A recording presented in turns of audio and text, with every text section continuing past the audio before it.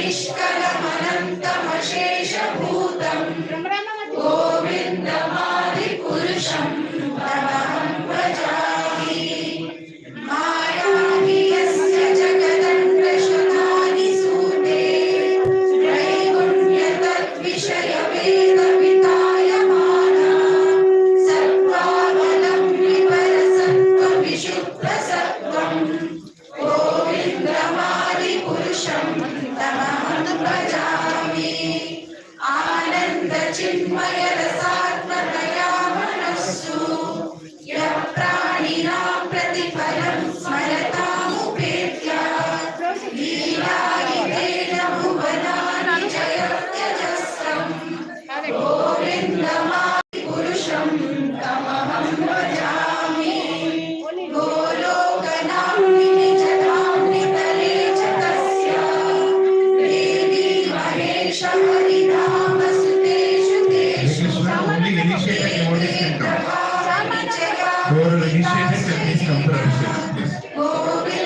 गोविन्दमादिपुरुषं तमहं भजामि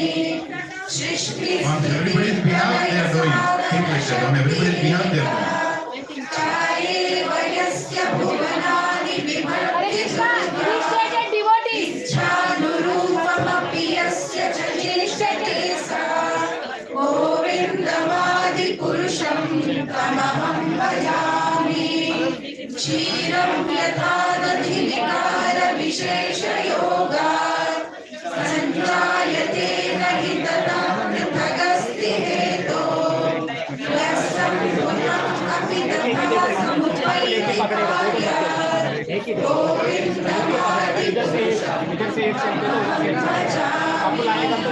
दीपाच्चिरेव विदशान्तरमभ्युपेत्य दीपायते विदधेतु समानधर्मः यस्तादृगेव हि च विष्णुतया विभाति गोविन्दमादिपुरुषं तमहं भजामि यः कारणान्नवजरे भजति स्म योगः रामनन्तजगदण्डसरोमकूपः आधारशक्तिमवलम्ब्य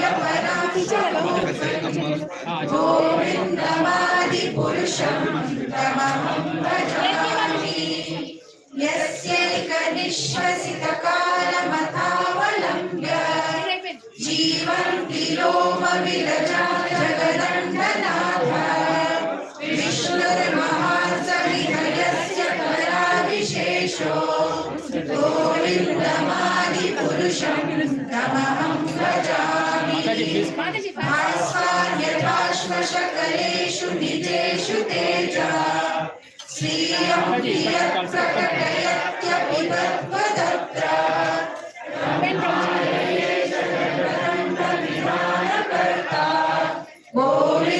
गोविन्दमादिपुरुषं तमहं भजामि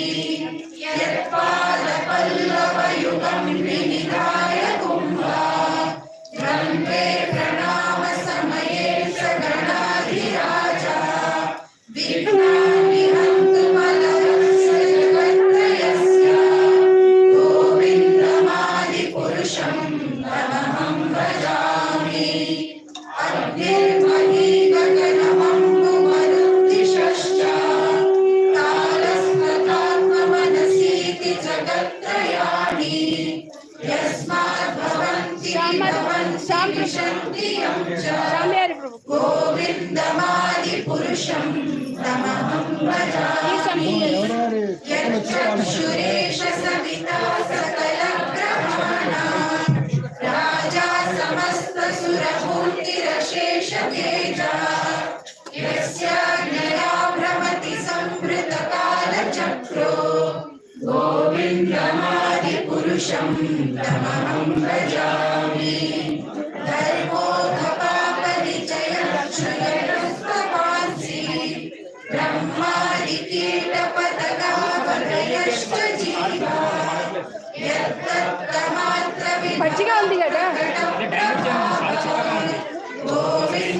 गोविन्दमादिपुरुषं तमहं भजामि यस्मिन्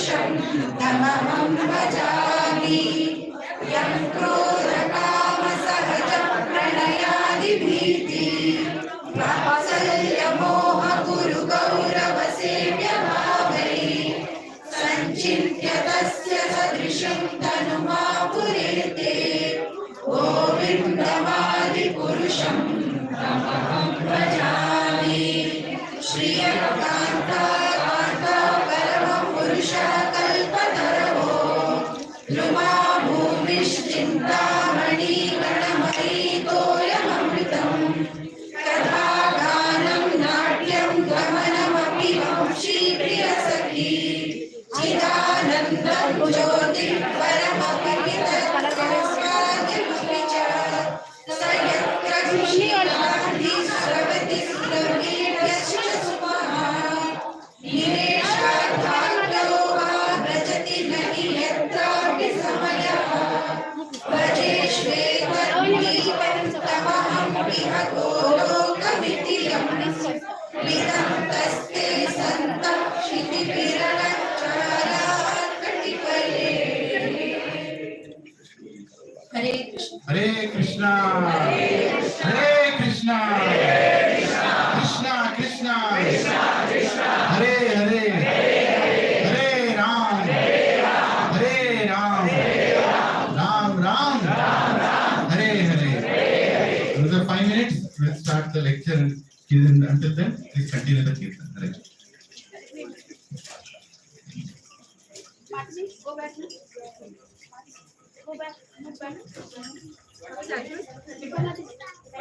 हरे कृष्ण. इतने अंदर मुझे ड्रॉ लगे. इतने अंदर मुझे ड्रॉ. या हरे कृष्णा. माताजी इनका ग्रैंड पेपर माताजी can you Hare Krishna Krishna Krishna Hare Hare Hare Ram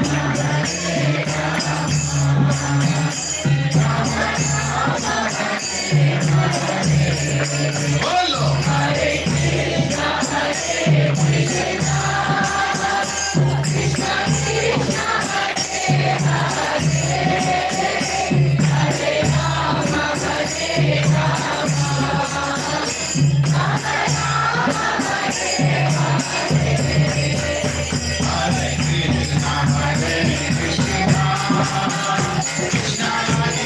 Hare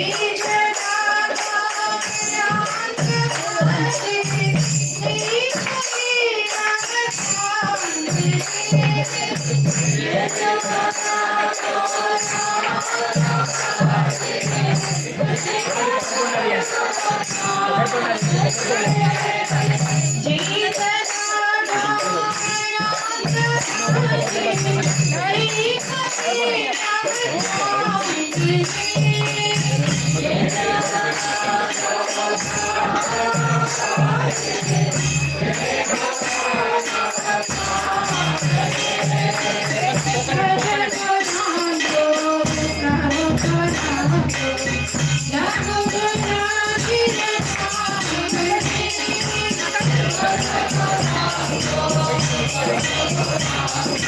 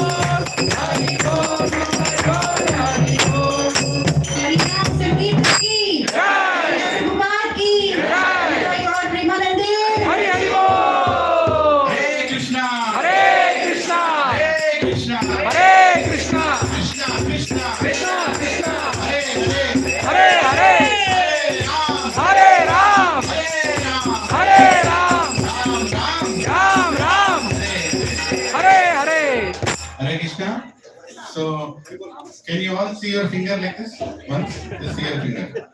If you can put that finger on the ground in front of you, means you are wasting space. You should not have any space to keep that finger down. Then only you are doing justice. Okay? Very simple test, na? Take this finger, try to keep it down.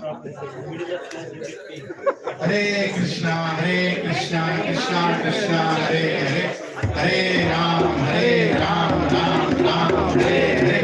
Hare Krishna, Krishna Krishna, Hare Hare. Hare Ram, Ram Ram, Hare Hare. Hare Krishna, Krishna Krishna, Hare Hare. Hare Ram, Ram Ram, Hare Hare.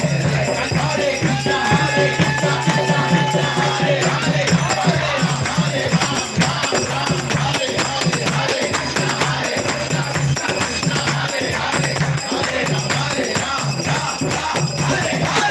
Krishna, Krishna Krishna, Hare Hare.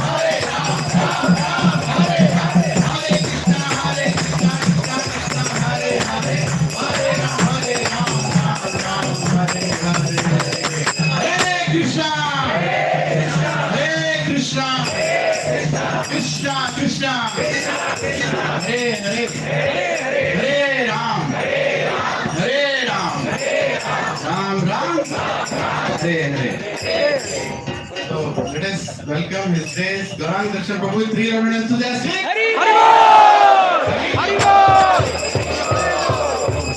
We also have some more senior devotees here today. Shamada Prabhu,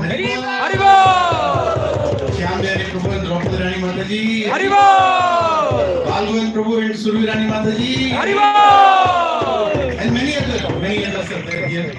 So we all have come here together to celebrate Gaura Purnima. So we are starting today's festival with a little bit of award ceremony. So we request Prabhu to take your Darshan. Hare Krishna. Sorry, Prabhu. So we have been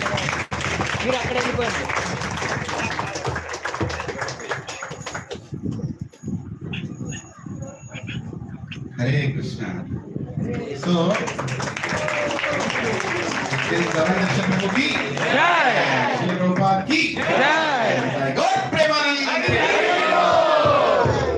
So for the last more than 1.5 years, we have started an initiative called Nitya Prasad Seva. So every single day, Prasadam is served for more than 250 average drones. Right? And it is sponsored by all of you at different times for anniversaries, birthdays, promotions, demotions, whatever has happened. You have sponsored, and it has been going on. And one of the main pillars for that is Raghunandan Prabhu. Rain or shine, there were times we all were sitting in our house.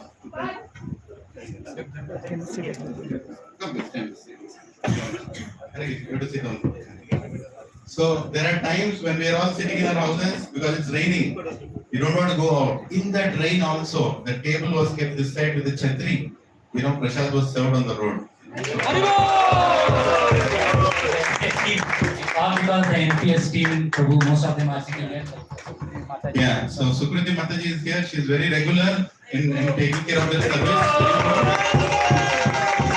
So what Prabhuji has proposed, and we all are very happy to do this, is to give all these volunteers, small children.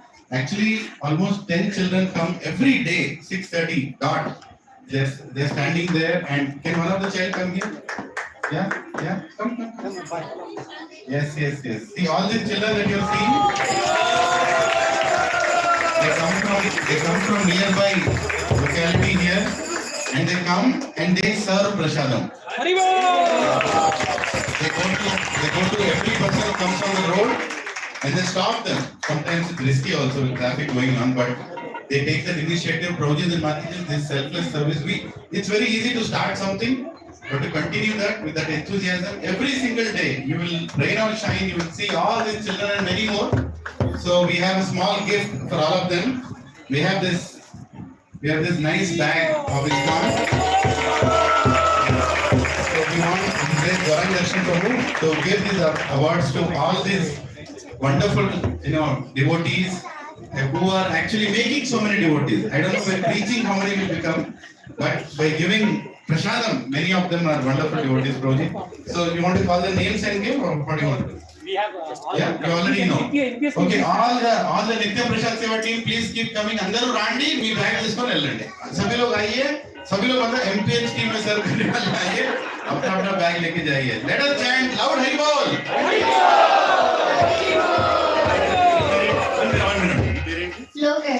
Lokesh Prabhu ki. Next. Hare Krishna. Ambika ki. Mataji ki jai. She's my favorite. She's always there. What is your name? Shanvi Priya. Shanvi Priya Mataji ki jai. Hari Bol. And she's her sister. Yeah. Abhignya Mataji ki jai. Hare Krishna. Yes. Please come. One by one come. Please come. all Mataji. Please, we are delaying the lecture, so please come. Matajis are always there every single evening. We are here to do this service. Hare Krishna, Krishna Krishna, Hare Ram, Ram Hare. Mataji's husband is an IPS officer, is that right? Yeah. So she protects the prasad. But she is from Chandigarh. They have relocated. Their son studies in IIIT, and Mataji is here to take care of her son. So she takes this opportunity to come every single evening here, and she also takes some classes for the small children.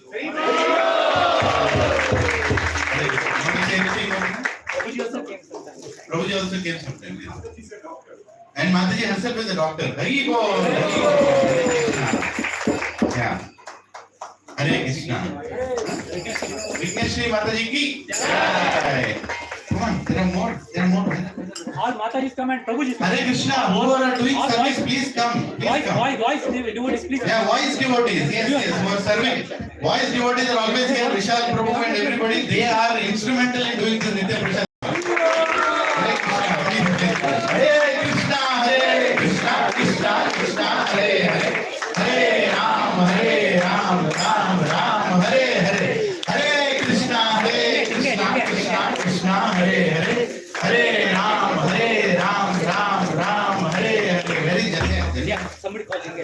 called Jangaya. Yeah, famous Jangaya. And Karthik Prabhu also, who cooks this prasad every day. Karthik Prabhu. Can somebody call Karthik Prabhu? Somebody here, Hare Krishna? No. Here, Hare Krishna? He is still cooking now. Okay. So after cooking, we'll give Hare Krishna, Krishna Krishna, Hare Hare, Hare Ram, Ram Hare Hare, Hare Krishna, Krishna. Please come without calling all volunteer devotees. Ram Hare Hare, Hare Krishna, Krishna Krishna, Hare Hare, Hare Ram, Ram Hare Hare, Hare Krishna, Krishna Hare Ram,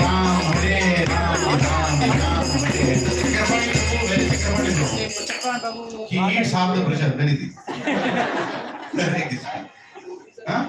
Are everybody done? Are we done? No. Then I'll take one bag from Prabhuji's hand. Hare Krishna. Hare Krishna, Hare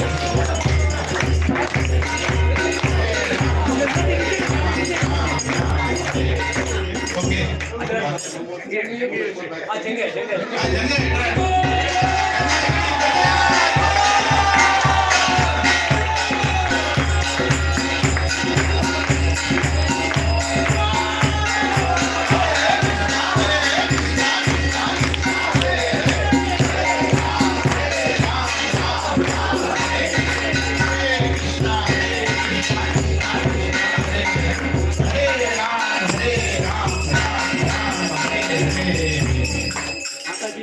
Initiator for that team.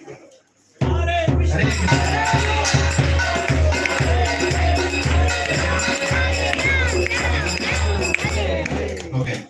Now,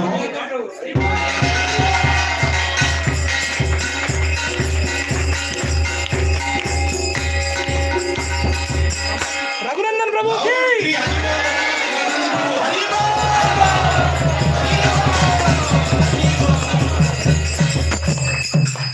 I think it was July 2nd or something when we started this. 31st August. 31st August we started this. When Radhesham Prabhu was here, he was the one who first served the first scoop of prasad. And since 31st August 2024, 23. Yeah, 31st August 2023 onwards, till now, rain or shine, it is continuing.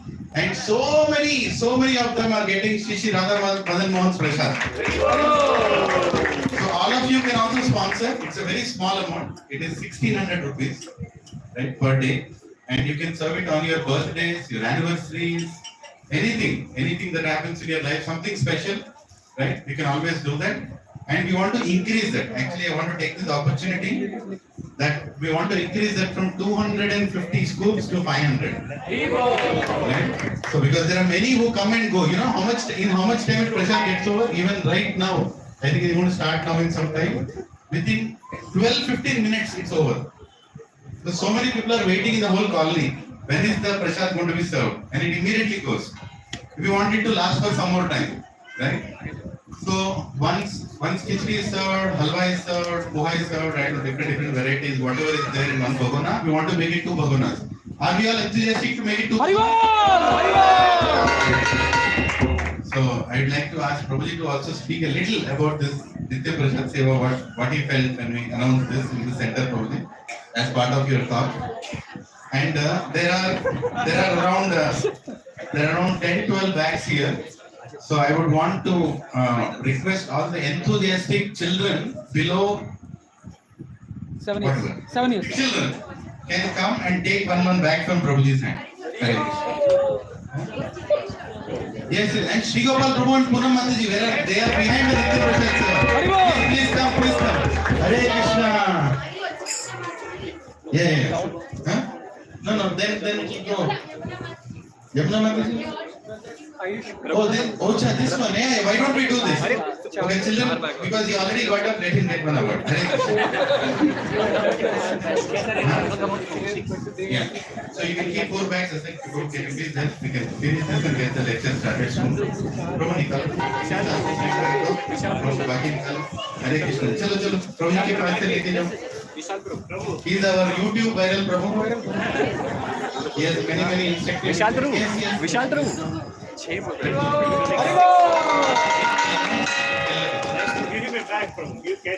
Hare Krishna, Krishna Krishna, Hare Hare Ram, Ram Ram, Hare Hare Krishna, Krishna Krishna, Hare Hare Ram, Ram Ram, Hare Krishna, Krishna Krishna, Hare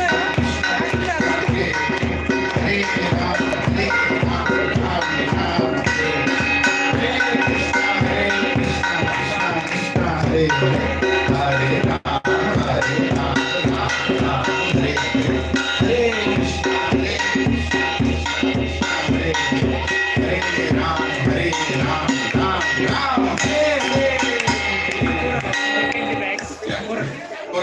done? Hare Krishna only.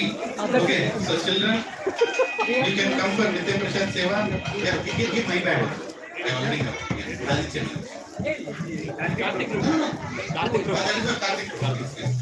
Karthik Prabhu, you won't give it, stop cooking.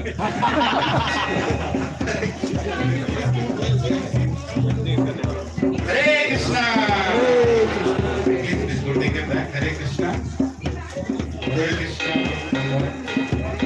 Please. Hare Krishna. Chalo, everybody can settle down now. Hare Krishna. Next time. Come.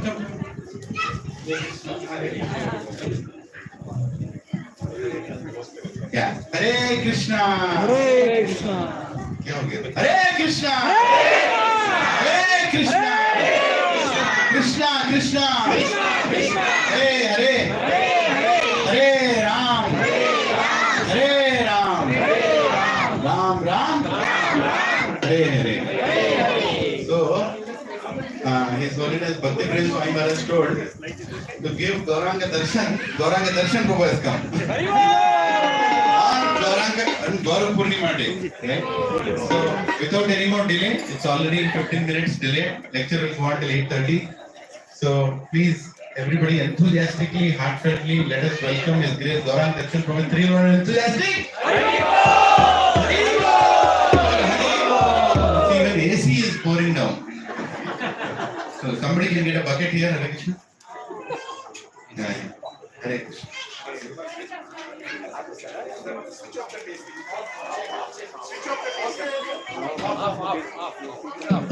Automatically turns off after Hare Krishna.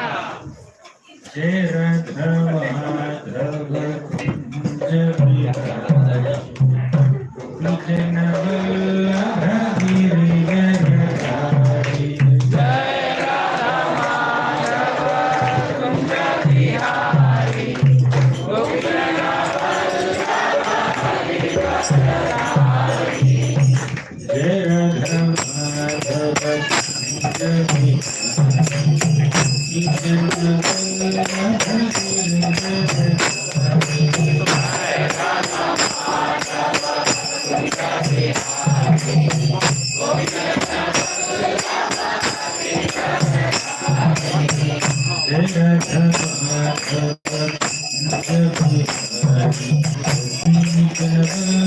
Giri Garadhari Jai Radha Madhava Kunja Vihari Vijana Vallabha Giri Garadhari Jai Radha Madhava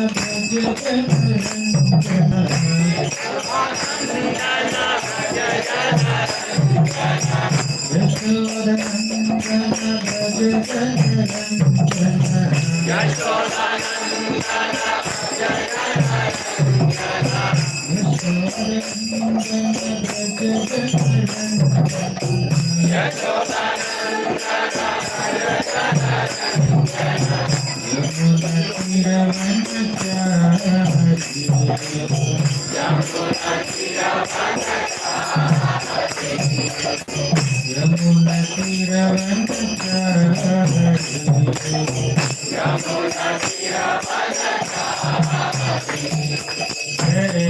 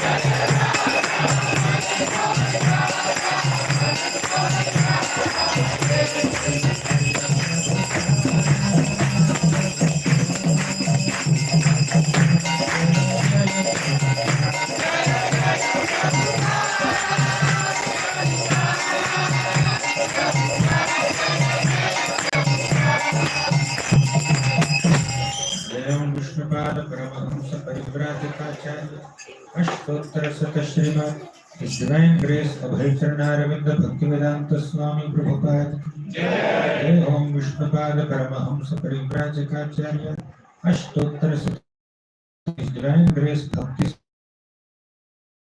Ananta Koti Vaishnava Vrinda ki Namacharya Srila Haridas प्रेम से कहो श्री कृष्ण चैतन्य प्रभु नित्यानंद श्री अद्वैत गदाधर श्रीवासादि गौर भक्त वृंद की श्री श्री राधा कृष्ण गोप गोपीनाथ श्याम कुंड राधा कुंड गिरि गोवर्धन की ब्रज भूमि श्री वृंदावन धाम की पुरुषोत्तम क्षेत्र श्री जगन्नाथपुरी धाम की गंगमय की यमुनामय भक्ति देवी की तुलसी देवी की गोपावन हरिनाम संकीर्तन हरे कृष्ण महामंत्र की समवेत गौर भक्त वृंद की समवेत गौर भक्त वृंद की all glories to the assembled devotees, all glories to Shri Guru and Shri Gauranga. Om Namo Bhagavate Vasudevaya.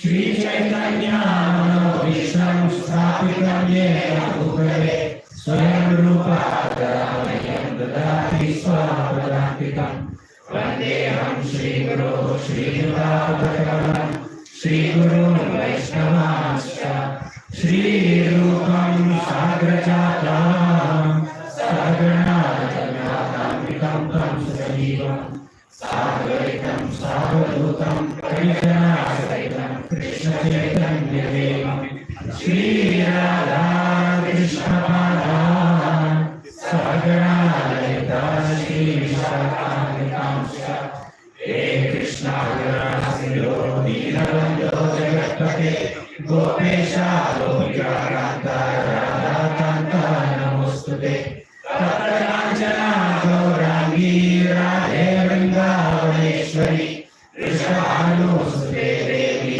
Pranamami Haripriye Panchakalpatarubhyascha Kripasindhubhya eva cha Patitanam Pavanebhyo Vaishnavebhyo Namo Namah Om Vishnupadaya Krishna Preshthaya Bhutale Srimate Bhaktivedanta Swami Namini Namaste Saraswati Deve Gauravani Pracharine Devi Shesha Shunyavadi Paschatya Desatarini Jai Shri Krishna Chaitanya Prabhu Nityananda Shri Advaita Gadadhara Shri Srivasadiyoravrinda. Hare Krishna, Krishna Krishna, Hare Hare, Hare Rama, Rama Rama, Hare Hare.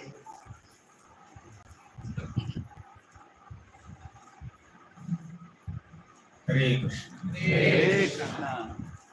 I'm very happy and grateful to be amongst all of you today on this auspicious occasion of Sri Gaura Purnima, the appearance day of Sri Chaitanya Mahaprabhu.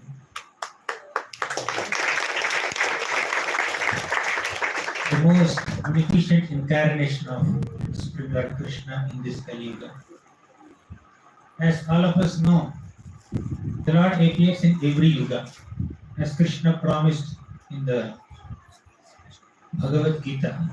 Yada yada hi dharmasya glanirvavati bharata abhyutthanam dharmasya tadatmanam srijamyaham. Krishna said in the Bhagavad Gita, Yada yada hi dharmasya glani. Whenever there is glani to dharma, means whenever there is a decline in dharma and whenever there is increase in adharma, I come to reverse the situation. Right? Dharma should increase and adharma should decrease, but when the situation is opposite, Krishna descends. That's the time of his appearance. And what does he do after descending? Paritranaya sadhunam vinashaya chatusrutam dharma samsthapanarthaya sambhavami yuge. Paritranaya sadhunam, to protect the righteous people. Vinashaya dushkrutam means to punish the miscreants or wicked people. Dharma samsthapanarthaya, to establish dharma. Sambhavami yuge yuge, every yuga I appear in some form. So the Lord appears in different yugas and different forms. But in most of those forms, the Lord exhibits his godhood. And it's quite clear that he is God. It's very visible. You can see so many visible symptoms that he is Godhead. Whether it is Rama, or Krishna, or Matsya, Kurma, Varaha, Vamana, so many avatars the Lord has. So whenever Krishna descends in any of these forms, it's very clear that he is God. Even if he appears as a human being, he does so many superhuman deeds. Which human child, 7-year-old child, can lift a mountain for 7 days and 7 nights and hold it on his little finger? Although Krishna appeared as a naughty, mischievous human child, he exhibited his superhuman deeds by killing Putana, Trinavarta, Yomasur, Vatsasur, Harishtasur, uprooting Yamarajana trees. Yes. Sorry to interrupt. Hare Krishna, we all want to send people to Krishna, but for that we should allow them to come inside. There is a lot of gap. That bucket can be removed. Bucket will not go back, but person can go back. Yeah. It's over, no? Not coming now. Still coming? Okay. Can everybody please come forward? I can see a lot of empty spaces. There are many who are standing. There is capacity for another 100 people inside. You're all. Please keep coming. Please keep coming. Yeah, see so much space is there. Hare Krishna. See that place. Bro, kya kar rahe, bro? So I told the measure, right? What was the measure I told? Everybody look at your finger. Can you look at your own finger? This finger? If it can touch the ground, means you are not allowing one person to go back to Krishna. Yeah. See, so much is there. Please keep coming. Hare Krishna. Something else is happening. So this is not COVID phase, so there is no need of social distance. You can be as close as possible to Vaishnavas. You can have close association. Although you may be drinks in one night. Yes, thank you very much. So the Lord appears in so many forms, and it's quite clear that he is the Supreme Godhead. However, there is a special form of the Lord where he does not reveal himself as God most of the times, but he appears in the form of a devotee. Lord Ramachandra appeared, definitely. He is God, but still he acted as an ideal human being only. That's clear. But he did not act like a devotee as such. He is God only. And for those who know his identity, he is the Supreme God. But here, in this incarnation of Sri Chaitanya Mahaprabhu, the Lord specifically adopted the mode of a devotee of Krishna. Right? He appeared as a devotee of Krishna and he performed devotional service, especially implemented those instructions that Krishna has given. Satatam kirta yantoma yatanatasya dhamvrataha. Krishna said in the Bhagavad Gita, I told them, Satatam kirta yantoma. I told my devotees to chant the names of the Lord always. But they are not doing it. I told them, Yajnanam Japa Yajnosmi. Of all the types of yajnas, I am Japa Yajna. You have to chant Japa. Hare Krishna Mahamantra, you have to chant. So not many are chanting. So how to make them chant? Let me personally come and do it. When I personally come and demonstrate how to be a devotee, it's easier for people to follow. As Krishna said in the Gita, Yadyadacharati sreshtaha tattadeveta janaha sayat pramanam kurute lokastadanuvartate. Yadyad acharati sreshtaha. Whatever sreshtas great people do, common people follow naturally. So Lord Chaitanya Mahaprabhu appeared as a Brahmana, which is considered the Sreshta of all the Varnas. And he took sannyasa, which is the Sreshta of all ashramas. Right? And he performed bhakti and he chanted the holy names of Krishna. And thus he set an example from one perspective. But while acting as a Brahmana, while acting as a sannyasi, Lord Chaitanya Mahaprabhu did not give much importance to a Brahmana by birth or someone according to their ashram. So Lord Chaitanya Mahaprabhu was hearing Krishna Katha and the topics of great devotion and deep philosophical points from householders like Ramananda Rai, who are apparently having a Sudra birth, and from someone who's born in a Mlecha Yavana community like Haridas Thakur, he made him Namacharya. Like that, Lord Chaitanya Mahaprabhu took birth in the Brahmana community, accepted sannyasa, but he's making so many people from other varnas and other ashramas as the teachers of bhakti.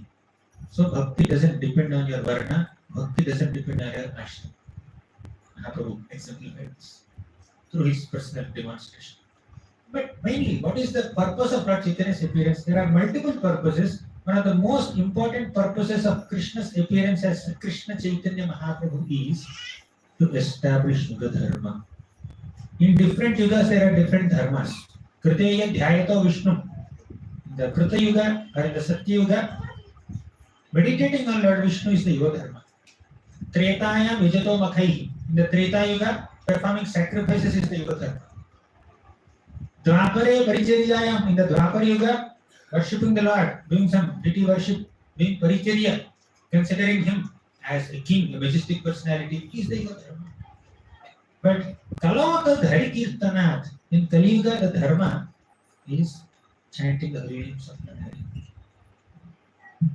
So, to establish this Yuga Dharma of chanting the holy names of Lord Hari appeared as a Hari Bhakta. The Lord appeared in the form of a devotee.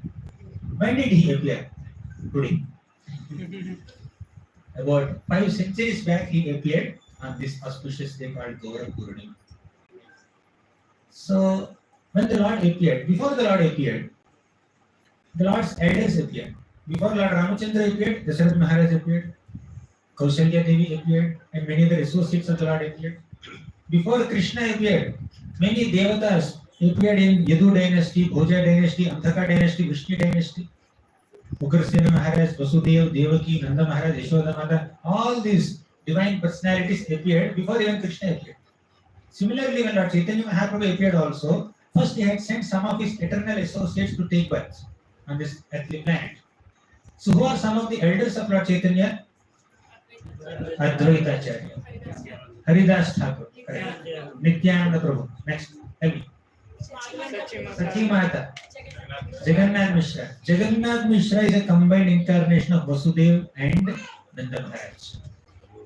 Sati Mata is none other than Yashoda Mata. Okay. And Lord Vishnu and Shiva appeared in the form of Advaita Acharya. Lord Brahma appeared in the form of Haridas Thakur. In this way, several divine associates of the Lord took different forms in Chaitanya Leela. First, the elders made their appearance. Then Advaitacharya saw that common people in this world, they are too addicted to karmakandic sections of the Vedas. You perform this vrata, you will get this product. You perform this yajna, you will attain heavenly planets. You will get good wife, you will get good husband. You will get lot of wealth. You will get name, fame, prestige, dhanam, janam, sundarim. This is what is their outlook. Some people are doing pious activities, punya karmas, to get some enjoyment. But some people are doing papa karmas to get some enjoyment. Right? Aim is same. They want enjoyment, sense enjoyment. Right? Just to gratify their senses, some people are doing pious activities, some people are doing impious activities. Right? But the aim is same. But this papa karma, punya karma will keep us in the material world. We will do Brahmanda Brahman. Brahmanda Brahman means just going up and down in this universe. Going from, you do punya karma, what will happen? From the earthly plane, from the Bhumandala, you will go to Svargaloka. Bhumandala is the ground floor. First floor is Bhavaraloka. Second floor is Svargaloka. Then above that there are 4 more floors. Janaloka, Tapaloka, Maharloka, Satyaloka. Right? So if you do punya karmas or pious activities, you will go from ground floor to second floor. That's all. And the punya is exhausted. Kshine punya Matyalokam Vishanti. Right? You will come back from second floor to ground floor. If you do papa karmas, what will happen? You will go to underground floor. Like what is it called? Cellar? Basement. You will go to basement. But this basement does not have 1 floor. There are 7 floors. Atala, Vitala, Sukala, Rasadala, Taratala, Bhutala, Patala. There are so many lower planetary systems in the depths of Bhumandala. One will enter there. So papa karmas will take you down. Punya karmas will take you up. But this Sargaloka is also there in the material universe only. Within the Brahmanda only there are 14 planetary systems. In all the 14 planetary systems, there is birth and death. Brahma Bhuvana Loka Punaravartinojana.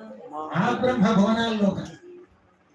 Right from an ant up to Brahma, everybody has to die. Right? Everybody has to die. This cycle of birth, death, old age, disease is there in all the planetary systems, in the entire universe. So to escape this repeated cycle of birth and death, you know what we need to do? We need to do bhakti karmas, not papa karmas or punya karmas. Many people do papa karmas to go to upper planets. They try to avoid punya karmas to avoid hellish planets. But they don't understand that even if they go to Svargaloka, there is no happiness. There may be little better happiness than the happiness available in this earthly planet, but it's not permanent. How many times have you heard that Indra is suffering, Varuna is suffering, Chandra is suffering? Chandra did some mistake and Daksha cursed him. You know that, right? Indra did some mistake, Gautama Rishi cursed him. May you have this, what is that called? Ice all over the body. So even the king of heavenly planets, Indra, is suffering. He is subjected to curses. Right? What will you go there? I will go to Svargaloka and enjoy. Brahma, Urvashi, Vyanaka, there are so many different apsaras. I can enjoy them. Indra is also suffering. And as soon as some demon becomes powerful and attacks Indra Loka, Svargaloka, all the devatas are on roads. You have to go and beg. They will go on the shore of the milk ocean and beg Lord Vishnu. Sahasra Sirsha Purushaha Sahasraksha Sahasrapak Sabhomim Vishwato Vritva. So like that they have to beg Lord Vishnu. Then Vishnu has to come in some avatar and then protect the devatas and reinstate Indra back in his position. You go to Svargaloka and you will enjoy. You are thinking like that, it's illusion. There is no enjoyment in Svargaloka also. There is little better enjoyment than here, but it's not permanent enjoyment. What is enjoyment? That which has no beginning, that which has no end. That is called Adhyatmika Ananda.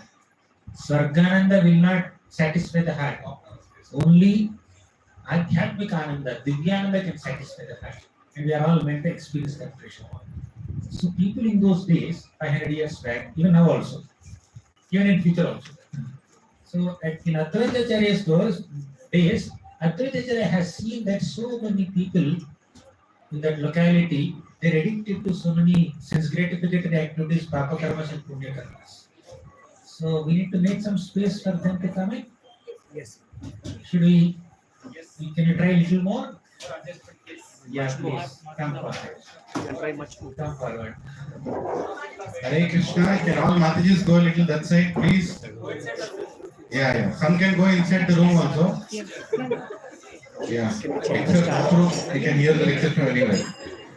Hare Krishna. We need a bigger space. That's what the crowd is saying.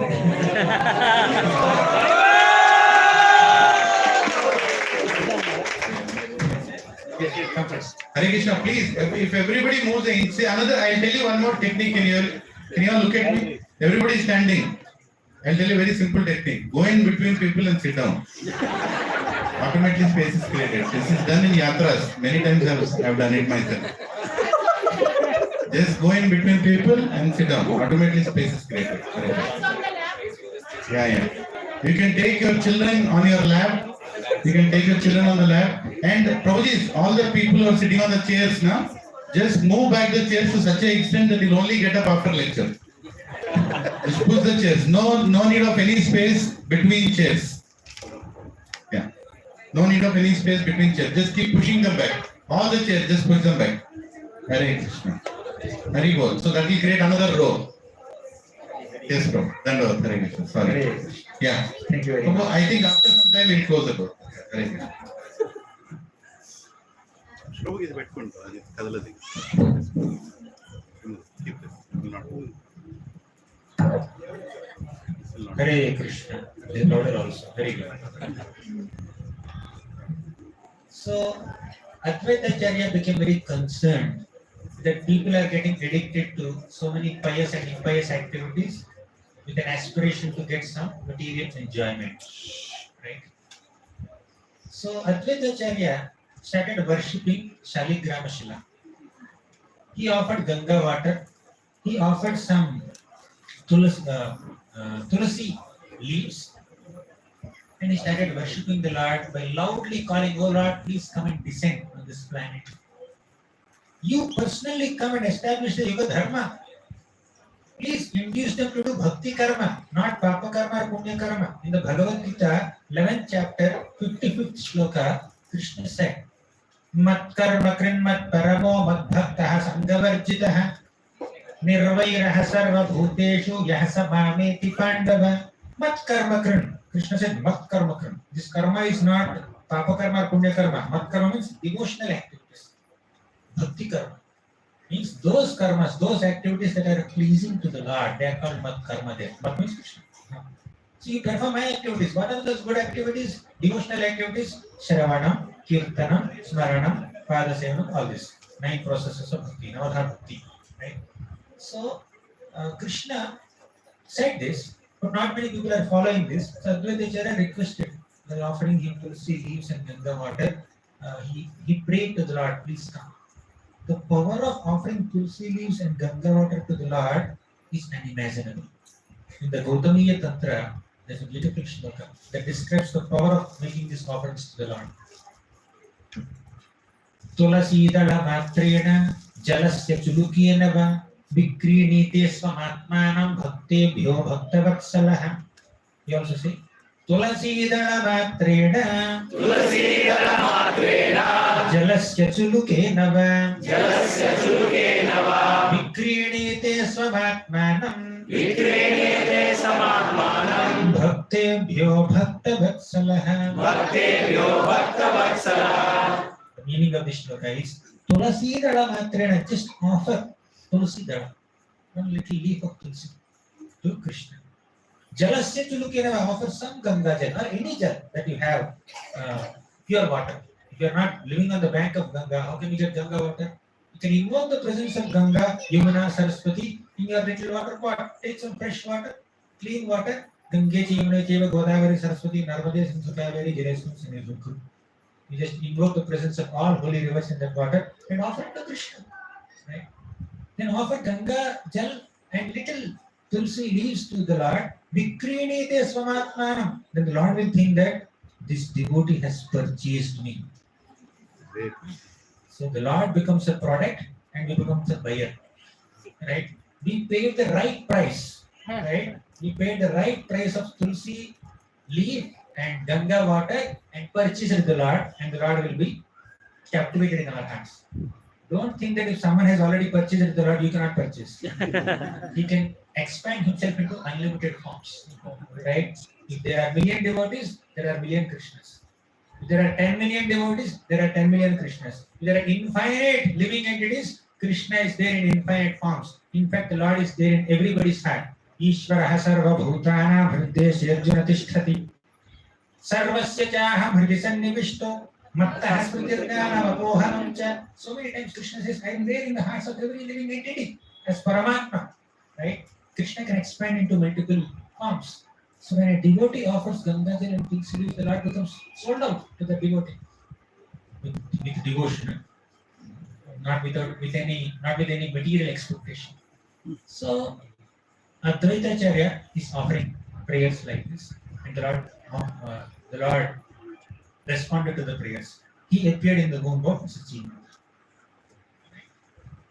It's a very beautiful comparison in the shloka that describes the three reasons for Lord Chaitanya Mahaprabhu's descent in the Chaitanya Charitamrita written by Krishnadas Kaviraj Goswami. It's mentioned.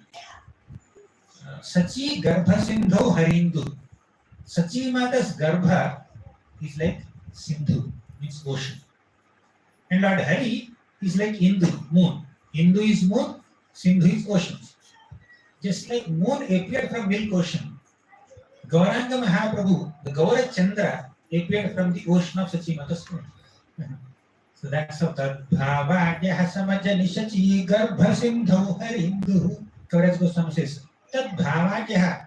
So Lord Chaitanya Mahaprabhu, Lord Krishna, accepted the mode of a devotee. Who is the devotee? Srimati Radharani. Amongst all the devotees of Krishna, the topmost devotee is Srimati Radharani. Therefore, Krishna accepted the mode of Srimati Radharani and entered in the womb of Mother Sachi and appeared as Gaura Chandra. And he appeared on this day, Gaura Purnima. So, before even Lord Chaitanya Mahaprabhu appeared, Lord Gauranga appeared, there was some unpleasant atmosphere in the home of Jagannath Mishra and Sachi. Jagannath Mishra and Sachi Mata, they are such divine Vaishnava couple. And Sachi Mata gave birth to 8 daughters. All these 8 daughters, at a very young age, as soon as they took birth, they died within short time. They became extremely disheartened. They gave birth to an infant baby, and then the baby died. They became very disheartened. They were very unhappy. They worshipped Lord Govinda with so much love and devotion, and prayed, "Oh Lord, please give us a surviving child. Please, we are begging you, please give us a surviving child." And finally, in the 9th pregnancy, Mother Sachi gave birth to a divine boy. His name is Vishwarupa. He is an incarnation of Balaram. Right? Balaram's partial expansion appeared as Vishwarupa from the womb of Mother Sachi, and they became extremely happy. Sachi Mata and Jagannath Mishra. And in happiness, they offered prayers to the Lord. So a devotee is not one who goes to the Lord only when there is difficulty. A devotee worships the Lord even when there is happiness. Many times in this world, some people worship the Lord only when there is difficulty, and when there is happiness, they forget the Lord. And there are some people who worship the Lord only when they are happy, and they say, Lord doesn't exist because I have some difficulties. Two opposite parties. But a devotee is one who worships the Lord whether there is happiness or distress in their lives. They're constantly dedicated to the Lord. In this way, our Jagannath Mishra and Sachi Mata were worshipping the Supreme Lord Govinda with great joy, and Vishwarupa appeared as their son. After some time, again Sachi Mata gave birth to another child. So Lord Chaitanya Mahaprabhu entered in the womb of Gauranga Mahaprabhu entered into the womb of Sachi Mata, and somehow her pregnancy was continuing. Generally, in 9 months, the baby delivery happened. But for 13 months, Sachi Mata did not deliver the baby. In the 13th month, Jagannath Mishra became very anxious and called Nilambar Chakravarti. He's an elderly personality in Jagannath Mishra's family. And Nilambar Chakravarti came and predicted Sachi Mata is going to give birth this very month, in this 13th month.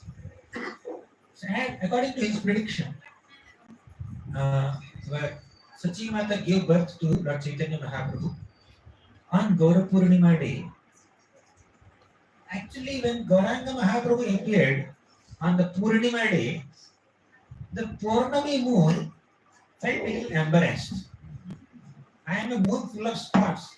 Now the spotless moon is appearing. What is the need of this spotful moon? So he became little embarrassed and he disappeared behind this eclipse. So that was a Grahan day. It was a lunar eclipse. Akalanka Gaura Chandra Dila Darshan. You also say? Akalanka Gaura Chandra Dila Darshan. Sakalanka Chandra Ara Kona Prayojan. Sakalanka Chandrayana Kona Prayojan. Akalanka Gaura Chandra. If Gauranga Mahaprabhu, Gaura Chandra, who is like a moon, with absolutely no spots appeared, what is the use of Sakalanka Chandra Ara Kona Prayojan? So Chandra became very embarrassed. When Lord Krishna appeared, when Krishna Chandra appeared, he appeared on Ashtami day. Ramachandra appeared on Navami day. Although it's Ram appeared on Navami day in Surya Vangsha and Krishna appeared in Chandra Vangsha, right? So on Ashtami day, during monsoon season, this moon is shining as if it's Purnami day when Krishna appeared. That's how moon exhibited his happiness when Krishna appeared. But when Gauranga Mahaprabhu appeared, moon became too embarrassed and then he has hidden himself behind an eclipse. And Lord Gauranga Mahaprabhu appeared on Gaura Purnima day. Then, because it is solar eclipse, lunar eclipse is considered little inauspicious, right? But why Lord Chaitanya Mahaprabhu appeared on inauspicious day? It's not about inauspiciousness there. It's very symbolic. When there is eclipse, all the cultured people to drive away the inauspiciousness on that day, you know what they do? They chant the holy names of the Lord. Hari, Hari, Hari, Hari, Hari, Hari, Hari, Krishna, Krishna, Govinda, Govinda, Krishna, Krishna, Govinda, Govinda. In this way, all the devotees started chanting the holy names of the Lord because there is eclipse. So when everybody is chanting the holy names of the Lord, Lord Chaitanya Mahaprabhu made his appearance. So Lord Chaitanya's incarnation today. One place eclipse. Thank you. So, Lord Chaitanya Mahaprabhu appeared. Actually, the reason for Lord's descent is to establish Yoga Dharma. What is Yoga Dharma? Harinam Sankirtan. So, right on the day of his appearance, he started establishing Yoga Dharma. His mission of making people chant the holy names of Krishna started even before his appearance, even at the time of his appearance. He was appearing from Sachi Mata's womb, and everybody chanting Hari, Hari, Krishna, Krishna, especially Srivas Thakur went to Ganga, took a bath. And also, Advaita Acharya and Haridas Thakur, they started dancing. They have been praying for the Lord's appearance. Advaita Acharya is a combination of Brahma and, Vishnu and Shiva. And Haridas Thakur is Brahma. So Brahma, Vishnu, Shiva, all three of them are praying for the descent of Lord Chaitanya. And when Lord Chaitanya is appearing, they were great jubilation. They were chanting the holy names of the Lord Krishna. So Lord Chaitanya Mahaprabhu started inducing people to chant the holy names of the Lord right on the day of his appearance. And when he was growing slowly, gradually becoming little older and older, so when he becomes a month's baby, he would cry. And when people come, all the neighbor ladies will come, motherly ladies will come and then offer him some toys and eatables or whatever. The boy will not stop. Nimai. His name is also called Nimai because he took birth under a neem tree. He is given the name Nimai. So Nimai would not stop. Crying unless these ladies start chanting Hari, Hari, Hari, Hari, Krishna, Krishna, Krishna, Krishna. So while he was crying, he's making everyone chant the Hari. The relationship between Lord Chaitanya Mahaprabhu and Sachi Mata, because Gauranga Mahaprabhu is not different from Krishna. Sachi Mata is not different from Yashoda Mata. All of us know how much is the bonding between Yashoda Mata and Krishna. Same similar bonding is there with Krishna, between Lord Chaitanya and Sachi Mata. So, one day, Vishwarup, he started growing up little. Nima is becoming a small boy, and Vishwarup has already taken birth. He became a little older. He is very great devotee. He would constantly associate with Advaitacharya and perform some Harinam Sankirtan, discuss some Shastras like Bhagavad Gita, Bhagavatam, along with Advaitacharya. Although Advaitacharya is like old like a grandfather, and Vishwarup is like a young boy, still they sit together, Swajatiya. They sit together and discuss Harikatha. One day, Vishwarup overheard his parents having a discussion. Jagannath Mishra and Sachi Mata were having a discussion. What was the discussion? We have to get Vishwarup married. He's entering teens. And he's becoming a little older, so we have to get him married. As soon as Vishwarup heard this discussion from his parents, he immediately ran away from home and took sannyas. Right? So Vishwarup took sannyas and Jagannath Mishra and Sachi Mata were devastated. We can't understand the pain of parents when the child leaves and accepts sannyas because they had so many hopes. And Vishwarup happened to be the first surviving child after the death of 8 children. 8 daughters died and finally 9th child, Vishwarup, survived. And so much love and affection they had for Vishwarup sannyas because he did not want to get caught up in this family affairs and samsara and all that. So he took sannyas. Then Jagannath Mishra and Sachi Mata were left with only Nimai. Our Nimai Vishwamphara, our Gauranga Mahaprabhu, Chaitanya Mahaprabhu. He was left there. And one day, somebody fed Gauranga Mahaprabhu, this little Nimai, some betel nuts. He wouldn't take generally, but he just took it that day. Somebody fed him. And he fainted. He became a little unconscious. And within his mind, he had a dream. When he became unconscious, he had a dream. What was the dream? His older brother Vishwarup appeared in his dream and said, I took sannyas, you should also come with me. You also become a sannyasi. Then, after some time, Nimai just got up from the dream. The Jagannath Mishra and Sachi Mata came to him and said, my dear boy, what happened to you? He said, my dear mother, I had a dream. In my dream, Sachi Mata, Vishwarup appeared in that dream and requested me to take sannyas. Sachi Mata anxiously waited. What happened? Nimai, what did you reply? Nimai said, I will not take sannyas. I will stay with my parents. I will serve Sachi Mata and Jagannath Mishra. So I will not come with you. I told him, my dear mother, not right. So this is what Nimai said in the dream. Hearing this, Jagannath Mishra and Sachi Mata became very, very happy. But Jagannath Mishra became a little anxious. You know what he thought? Vishwarup is very well educated. He understands Shastra. He read Gita, Bhagavatam, and then he is a very great Sanskrit scholar. He would associate with Advaitacharya, and then he has a lot of philosophical discussions. Because of being too educated, he understood the futility of this material world. He understood that there is no happiness in this temporary material world, birth, death, old age, disease. He realized it and he took sannyas. Jagannath Mishra is not against his sannyas, but he felt that this Vishwarup has taken sannyas because of having too much of education. Nimai might also follow his footsteps. Already he had one dream. Although Nimai said, I will not go. Who knows? Who knows? Who will not become sannyas in future? So let's stop Nimai's education. Jagannath Mishra stopped sending Nimai to school. So Nimai says, no. He's already very naughty. So Nimai is extremely naughty and he became even more naughty.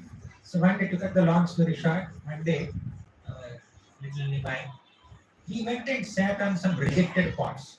In those days, especially in the Brahmana communities, food used to be cooked in earthen pots on firewood. So these earthen pots are like use and throw. Once you cook, you use it for one day and then you throw it. And outside becomes little dark from bottom. So all the reject pots are just dumped in one place, dustbin area. So Nimai went and sat on this dustbin area, on the rejected pots, on the used pots, broken pots. Then Sachimata came and said, "Hey, you are the son of a great Brahmana, you are the son of a great Pandit Jagannath Mishra, he is very respectable personality in this entire community of Navadvip. Are you not ashamed of sitting on these dirty pots which are rejected pots, old used pots?" Then Nimai said, "No, they are not rejected pots. They are used for cooking bhoga to Lord Vishnu. Right? How can they be contaminated?" Yeah, that's correct. They're nicely being used for the Lord's service, but now that we have rejected it, so you don't have to sit there. Better come and take bath now. Your whole body has become black and now you should come and take bath. So Sachimata insisted and then Nimai took bath. When Nimai was much younger, very smaller, one day Sachimata gave him some sandesh, very sweet sandesh, milk sweets. And Nimai did not eat that sandesh. He started eating dirt. He started eating some dirt. Then immediately Sachimata came and said, "Hey, am I not feeding you some delicious sweets at home? Why are you eating mud?" Then you know what Nimai said? Very, very clever answer. He said, "This, all the food items that you have given me, they are coming from earth only. They are products of earth. They are not different from earth. Therefore, I am directly eating earth. Whatever nutrients are there in the food items that you have given me, they came from earth only. Mother cow ate this grass, and then she gave milk, and from milk you have made milk sweets. So, and grass came from earth, therefore directly eating earth." Then Sachimata gave a simple logic. She said that, "My dear boy, what you said is correct. Everything is coming from earth only. But if you directly eat earth, then you'll become sick.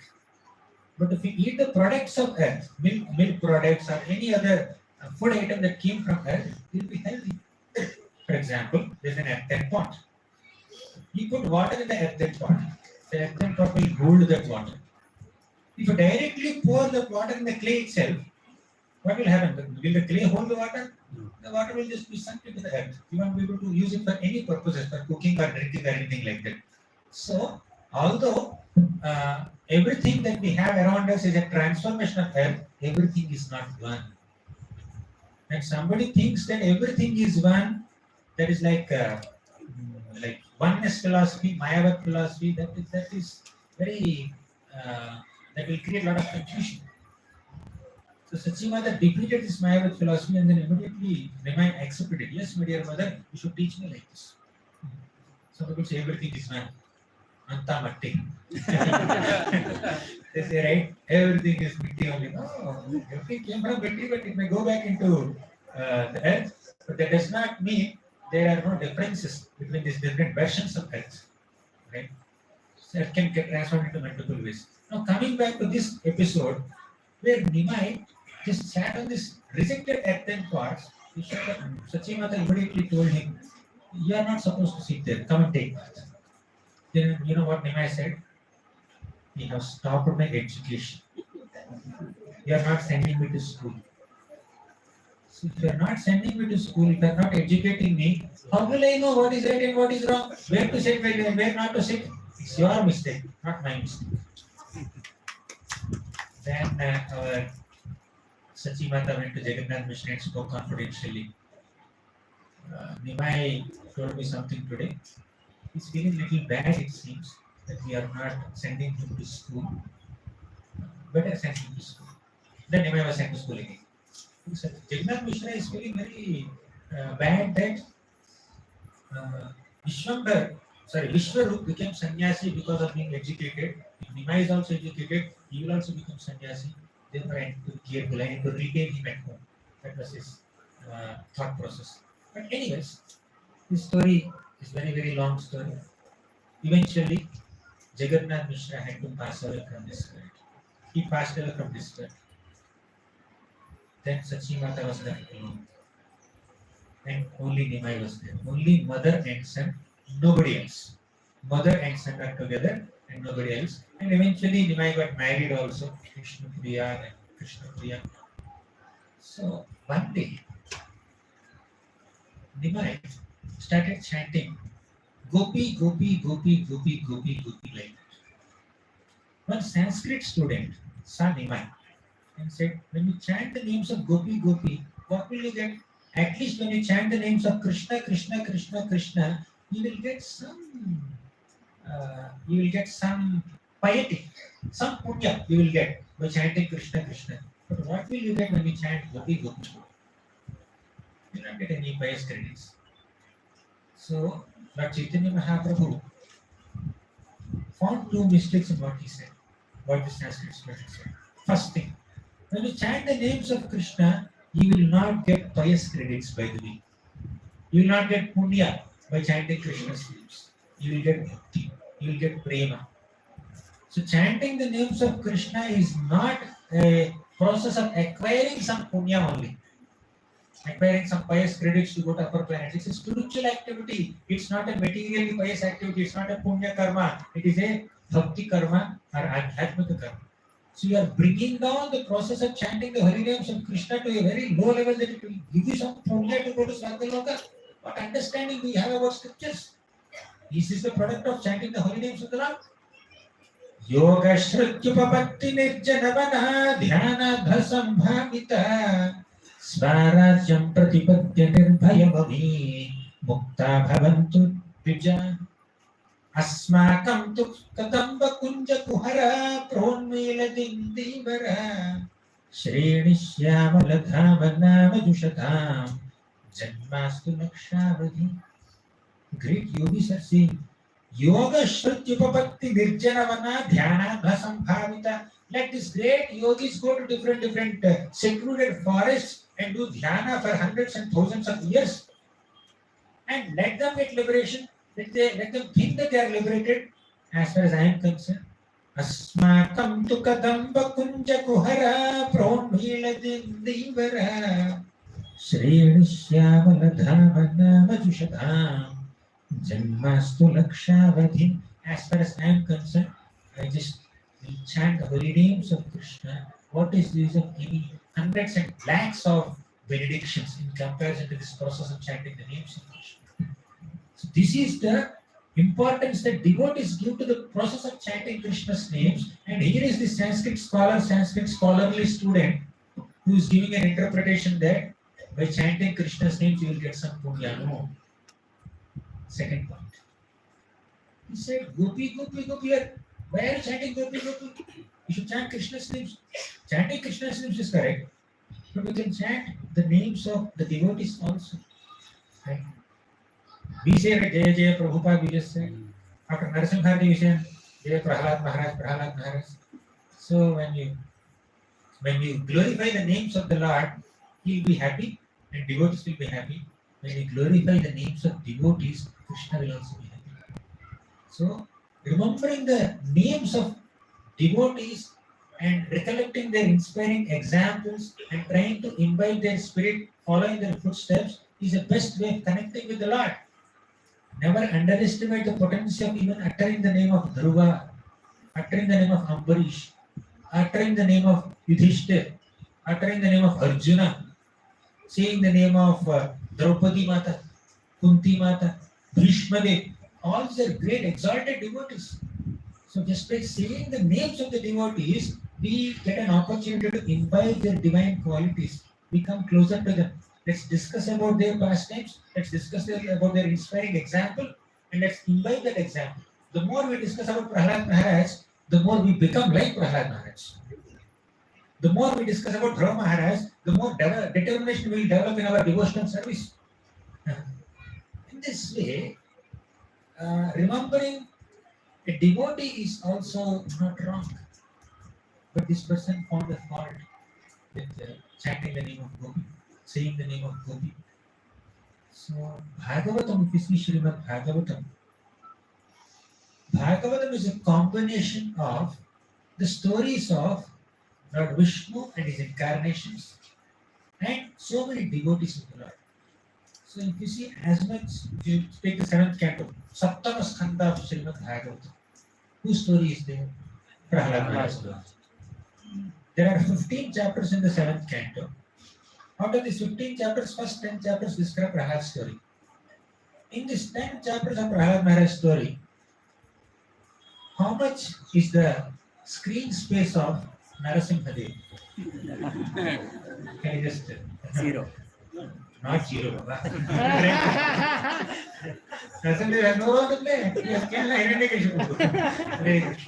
It's not zero. It's less than Prahlad Maharaj. Okay? He comes in the middle of 8th chapter. He fights with Hiranyakashipu. And he kills Hiranyakashipu. And in the 9th chapter of the 7th canto, then Prahlad Maharaj offers praise. Narasimhadev will just sit and hear. Prahlad is offering 43 prayers, and Narasimhadev is sitting and hearing only. And after that, Narasimhadev started speaking just 5 times shlokas, and he disappeared. So his screen space is very limited. Prahlad's screen space is more. What was the introduction scene of Krishna in Bhagavatam? In the Bhagavatam, first canto, in the 7th chapter, Krishna makes his appearance for the first time. See, any typical movie, especially in Andhra, South India, right? As soon as the hero makes his appearance, forget his appearance, even when his name comes also, there's big background sound, all the letters will come one by one, not all at every letter there is a background sound, and people will just throw their papers. From the last 20 years, I didn't go to the movie theater. I don't know nowadays what's happening. Same bro. Same is happening. There's more intense. So Same heroes. they're removing shirts and throwing in the hand. Prabhuji, still same heroes are there. Their sons. Okay, let's come back to Gaura. Not Hollywood. So I'm just trying to make a point only that in any typical movie, when the hero makes his introduction, the director shows that scene, handles that scene very carefully. Background music, maybe a duet, or some solo song, or some fight, or some punch dialogue, or he's coming from this side, ऊपर से नीचे से आगे से पीछे से, camera should come in 10 different directions and show him. So that's how hero is introduced. But in the first canto of Srimad Bhagavatam, when Krishna is making his appearance for the first time, you know what's the scene happening there? Draupadi Mata is crying, right? Her 5 sons died. Ashwathama killed the 5 sons, and Draupadi is lamenting. The whole focus is on Draupadi. Full camera is there on Draupadi. Then Arjuna makes his appearance. Arjuna says that whoever has killed your 5 sons, my dear Draupadi, I will cut his head and bring his head to you. You can stand on his head and take a bath. Kshatriyas take vows like that only. Don't imitate Arjuna, by the way. Right? So you can stand on his head and take a bath. And he took a vow. So now camera shifted on Arjuna, right? Then Arjuna says, Krishna, get my chariot. And Krishna gets his chariot. Arjuna mounts on the chariot. Krishna, drive me. Let's say that's Ashwatthama. That is the introduction scene of Krishna and Bhagavad. Who will make such a humble appearance? Hare Krishna, Krishna Krishna, Hare Hare Ram, Ram Ram. But in this introduction scene of Krishna in the Bhagavatam, in this Bhagavata Mahapurana, the very first pastime of Krishna, or the first entrance of Krishna in the Purana, is like a driver of Arjuna. He had hardly any dialogues. All dialogues are about Draupadi, Bhima, Arjuna, and all Pandavas are doing, and Krishna is just driving chariot. Later, of course, prayers are there. But in this episode, you know what is being exhibited? Krishna's Bhakta Vatsalyata. How much Krishna loves his devotees. He gives more prominence to his devotees, he gives more credit to his devotees than he takes for himself. So Krishna's Bhakta Vatsalyata is the introduction scene. The quality of Krishna's affection upon his devotees is highlighted in the first scene of Bhagavatam, not Krishna's other opulences. Because of all the opulences of Krishna, all the powers of Krishna, the power of his affection towards his devotees is the supreme power, the topmost power that is introduced. Therefore, chanting the names of devotees is not wrong. So coming back to this episode where this Sanskrit student is criticizing Lord Chaitanya Mahaprabhu for chanting the names of gopis, Mahaprabhu became very unhappy. He took a stick, started chasing the Sanskrit student. I'll beat him, I'll strike him. Then this Sanskrit student ran away to a big group of other students and said, Nimai has gone crazy. His mind got corrupted. He has gone completely mad. He's trying to hit a Brahmana. What was my mistake? I told him to chant Krishna's names, and there's no point chanting Gopi's names. Not that he's beating me. Has he gone crazy or what? Then Lord Chaitanya Mahaprabhu, Gauranga Mahaprabhu started contemplating. I have come here to establish Yuga Dharma. I am supposed to be the Acharya or the Yugavatar is supposed to propagate the names of the Lord and establish Yuga Dharma, and people are not taking me seriously at all. What is this? If people don't take me seriously, people are not hearing what I am trying to say, how will I enable them to chant the names of the Lord? So why are they not taking me seriously? He understood. Because I am Grihastha, they are also Grihasthas. They are thinking that I am one amongst them. If a fish thinks that this moon also is like me only, fish is foolish. Because moon appeared from ocean. Where, right, in Samudra Manthan, moon appeared from the ocean, milk ocean. And in the ocean there are so many fishes. If the fishes think that we also appeared from the ocean only, and moon also appeared from ocean only, we and moon are both the same, then it's little, the fish is foolish, isn't it? Similarly, all these personalities, all the Sanskrit students in the locality of Navadvip area, Bengal area, they started taking Mahaprabhu for granted. He's one amongst us only. We can't take him so seriously. So that is the moment where Mahaprabhu started contemplating. If I take sannyasa, if I accept renounced order, and if I accept saffron cloth, then people will take me seriously. Then they will bow down in front of me. I can give them teachings. They will listen to me. Then I can teach them that Harinam Sankirtan is the only way to go back to Godhead. So, although Lord Chaitanya Mahaprabhu has loving friends in Navadvip area, has a loving mother Sachi Mata, has a loving wife Vishnupriya Devi, such a wonderful happy home he has, but still out of his deep compassion upon all of us, he decided to accept sannyas. Right? He wanted to become a sannyasi. For what? Just so that people will take his words seriously, so that they themselves will be liberated from this material existence by chanting the names of the Lord. Just for him to establish Yuga Dharma, it was needed for him to take sannyas. So with that intention in his mind, he decided to take sannyas. Slowly, this decision of Lord Chaitanya Mahaprabhu was revealed to Nityananda Prabhu, and eventually Srivas Thakur and Gadadhar Pandit and many of the intimate associates of Lord Chaitanya, they started hearing this. Oh, Mahaprabhu are taking sannyas. What about Sachi Mata? Jagannath Mishra is not there. Vishwarup is not there. 8 daughters just left their body. And Sachi Mata at that time was 67 years old. And Mahaprabhu's wife, Vishnupriya Devi, she was hardly in her teens. She was a very young girl. And Mahaprabhu was 24 years old. Right? So what will happen to the 67-year-old lady, and she has to take care of her young daughter-in-law? She becomes completely responsible for that young daughter-in-law. If Lord Chaitanya Mahaprabhu takes sannyas. Eventually, all the discussions that are happening in Navadvip area entered into the ears of Sachi Mata. Sachi Mata did not speak a single word to Nimai. She stopped eating. She stopped sleeping. She became emaciated. She's sad. There is no smile on her face. She is just in a very pale face, in a very morose mood. She's sitting in a place.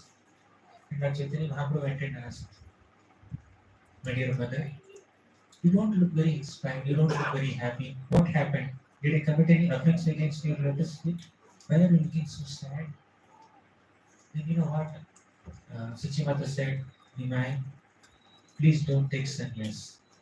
I understand you want to go deep into spiritual life and you want to preach Krishna consciousness and chant the holy names of the Lord, whatever may be your spiritual aspirations. You can fulfill all the spiritual aspirations by staying in our feet at our home, in front of my eyes. You please don't leave me. I just cannot tolerate that pain of separation from you, my dear Nimai. Please don't leave me. Please be here only. She begged. Sachi Mata begged Lord Chaitanya Mahaprabhu. But Lord Chaitanya Mahaprabhu said, my dear mother, I understand your love for me. Whatever I have, this body, this mind, my devotion, all I got from you only. Without you, I cannot have any devotion to Krishna. I cannot be initiated into spiritual life. Whatever understanding I have, you have taught me. Whatever bhakti I have, you have inspired that bhakti in me. And this body belongs to you. But still, I am uncontrollably inspired to accept sannyas just so that common people in this material world can take to the process of chanting the names of Krishna and come out of the cycle of birth and death. Please understand the sacrifice Lord Chaitanya Mahaprabhu is making. It is said in the scriptures that a man is very fortunate if he has a caring mother and loving wife at home.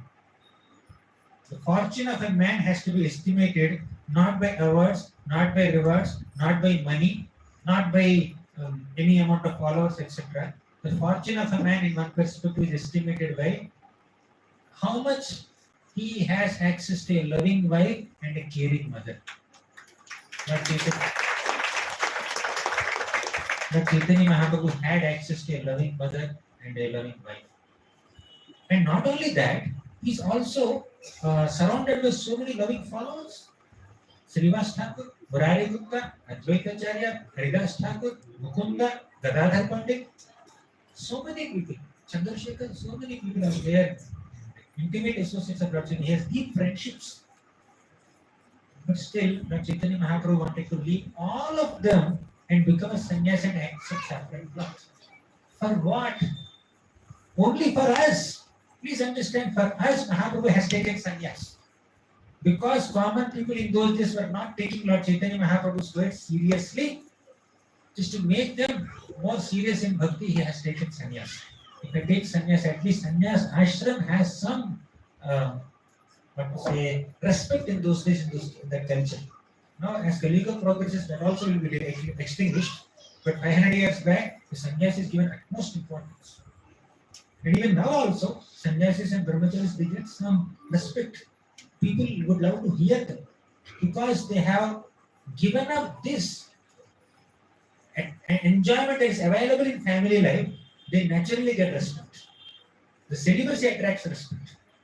The complete dedication to the process of bhakti attracts respect. So now Chaitanya Mahaprabhu felt that let me give up my household life, family life, let me accept the sannyas life, and in that position as a sannyasi, I will be able to penetrate into the crowd and teach them Krishna Bhakti. For us, he has done all of them. Let me explain the gravity of the situation with another example. Krishna. When Krishna left Vrindavan, you remember Krishna took birth in Mathura prison cell, and Vasudeva took this infant baby Krishna all the way to Vrindavan, Gokul Mahavan, and left him next to Mother Yashoda in Nanda Maharaj's house. A decade passed, more than a decade passed. Lord Krishna grew up as the son of Yashoda Mata and Nanda Maharaj, and his associates are Gopas, Gopis, cows, calves, butterflies, peacocks, monkeys. These are his associates. But after more than a decade, suddenly one day Akrura comes and takes Krishna. Kamsa is calling you.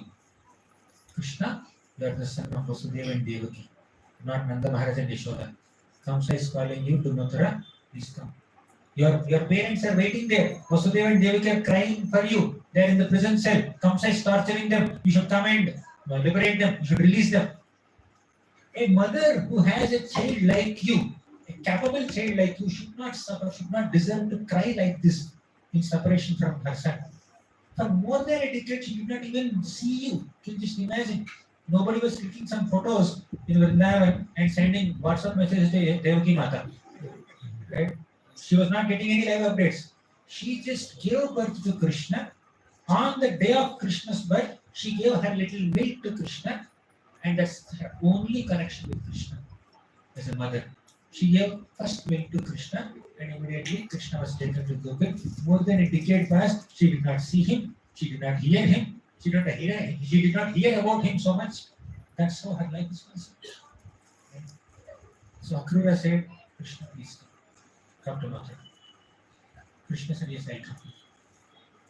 Now imagine the position of Mother Yashoda. Now this child, who is the son of two mothers, Devaki in Mathura and Yashoda in Vrindavan, he has to leave this mother Yashoda to go to that mother Devaki. Just imagine that moment. Right? Not only Mother Yashoda is devastated, Srimati Radharani is devastated, all the gopis are devastated, all the gopas are devastated, and entire Gokul, the entire Vrindavan cowherd community is in extreme tears. When Krishna was departing from Vrindavan, some gopis came and caught Akrura's chariot wheels, not allowing the chariot to move. Some other gopis came and caught Akrura's horses, beating them. Some gopis brought this driver down and started beating him. Some gopis caught Balaramji, please don't go. They were crying profusely, piteously. And some gopis caught Krishna, and they were crying piteously. Please don't go, Krishna. Govinda, Damodara, Madhava, please don't go. Govinda, Damodara, Madhaveti. Govinda, Damodara, Madhaveti. Govinda, Damodara, Madhaveti. Govinda, Damodara, Madhaveti. In this way, they are chanting the names Govinda, Damodara, Madhava, please come back. Don't go, not come back, don't go. It was very painful for the gopis to accept this moment. Akrura is not Akrura, he's Krura. He's cruel. Although his name is Akrura, he's actually cruel that he's separating us from Krishna.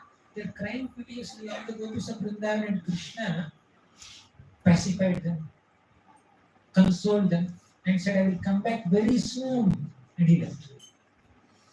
Although it's mentioned that the gopis were crying profusely in separation from Krishna,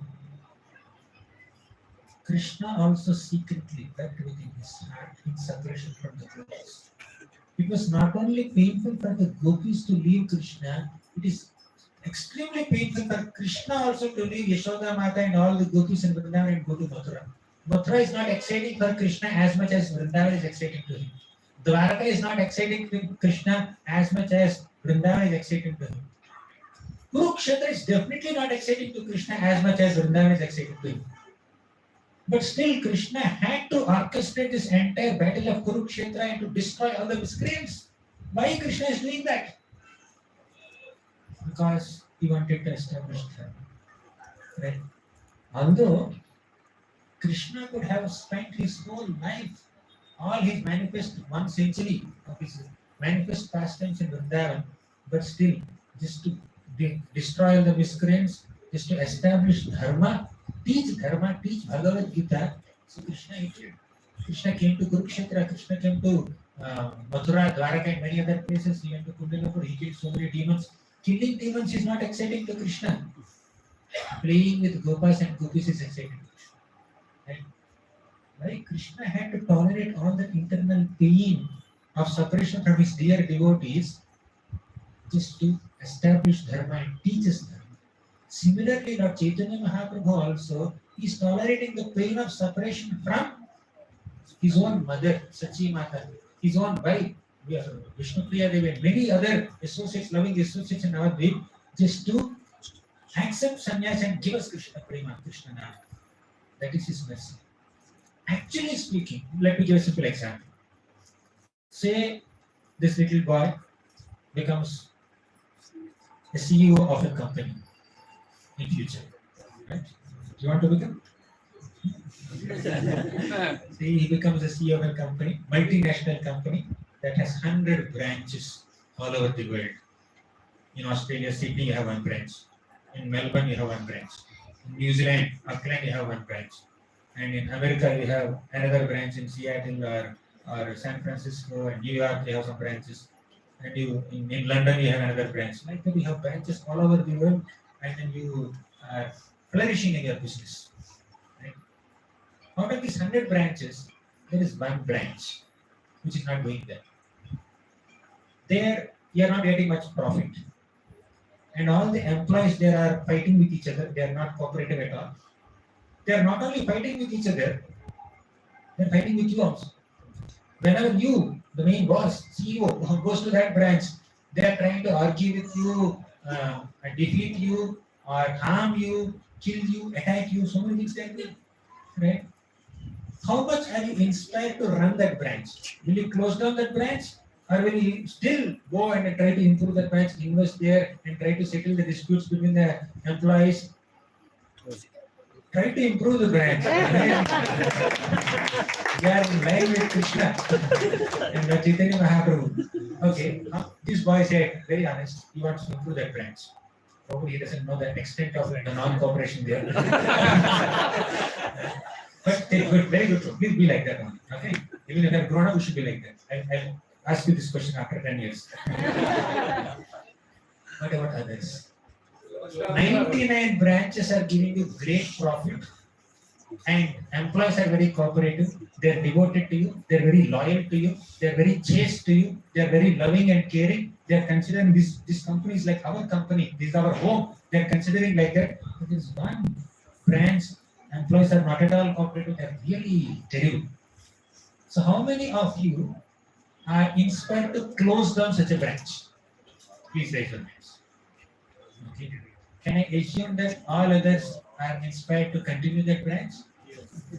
Or you are neutral? Okay. No problem. So many people want to close down that branch. Fine. Just imagine Krishna's case. Krishna is in the spiritual world. He has unlimited Vaikuntha planets. He has unlimited Vaikuntha planets there. And in all those Vaikuntha planets, there are unlimited devotees. And these devotees are nicely serving Krishna with love, with care, with selflessness, without any expectation in return. They are completely absorbed in God consciousness, Krishna consciousness. But Krishna still comes to this material world where not many people are cooperating. Right? People are not cooperating, they are fighting with each other. Some people are saying, there is no God. Some people are saying, God is love. Some people are saying, God is light. Some people are saying, God is a poor man. A poor man is God. Some people are saying, I am God. Another eccentric feeling. Some people say, I am God. Some people say, everybody is God. Some people say, there is only one God. Some people say, there are multiple gods. Some people say, all gods are one. Some people say, God doesn't exist only. Atheists. But still, God continues to exist right within their hearts as Paramatma. Can you just imagine? So, although this material world is filled with so many people who have so many misconceptions about God and a mode of rebellion against God, still, God continues to maintain this world and descends in hundreds and thousands of incarnations. In every yuga, He comes as an incarnation and He protects all of us. Why? In Vaikuntha, He has so much fan following. He doesn't have to beg, give me shares, give me likes, give me comments, and what else? Subscribe. He has enough subscriptions there. Right? So he doesn't have to beg for subscriptions on the material. YouTube channel ko like karo, share karo, comment karo, subscribe karo. He has enough subscribers. And spiritual world is so bigger compared to this material world. And in this material world, few conditioned souls are there. they're non-cooperative still, to protect them, to exhibit his love and affection upon them, he's taking break from spiritual world and coming here. Similarly, Krishna, when he descended on this material planet, earthly planet, he left his loving associates, Brajavasis, and went to Kurukshetra, Dwaraka, and other places to establish dharma there.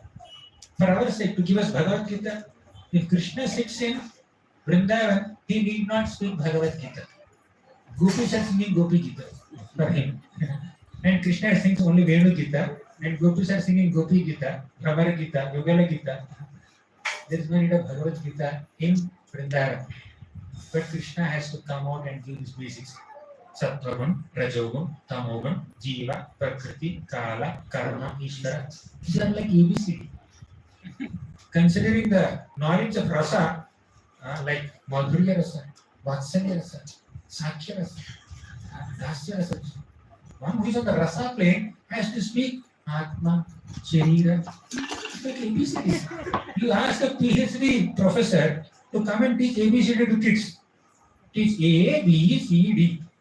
And you say 1, 2, 3, 4.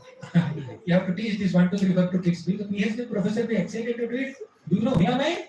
I have 1,000 PhD students. I myself have double PhD.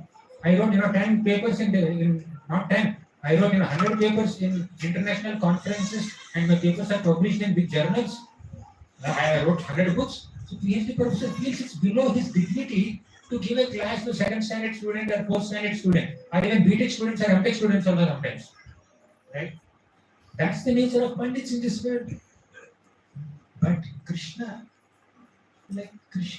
although he has such great opportunity, or he personally relishes experiencing rasas, he's Rasovaisa, he's Rasaraj, he's Akhila Rasamrata Murti.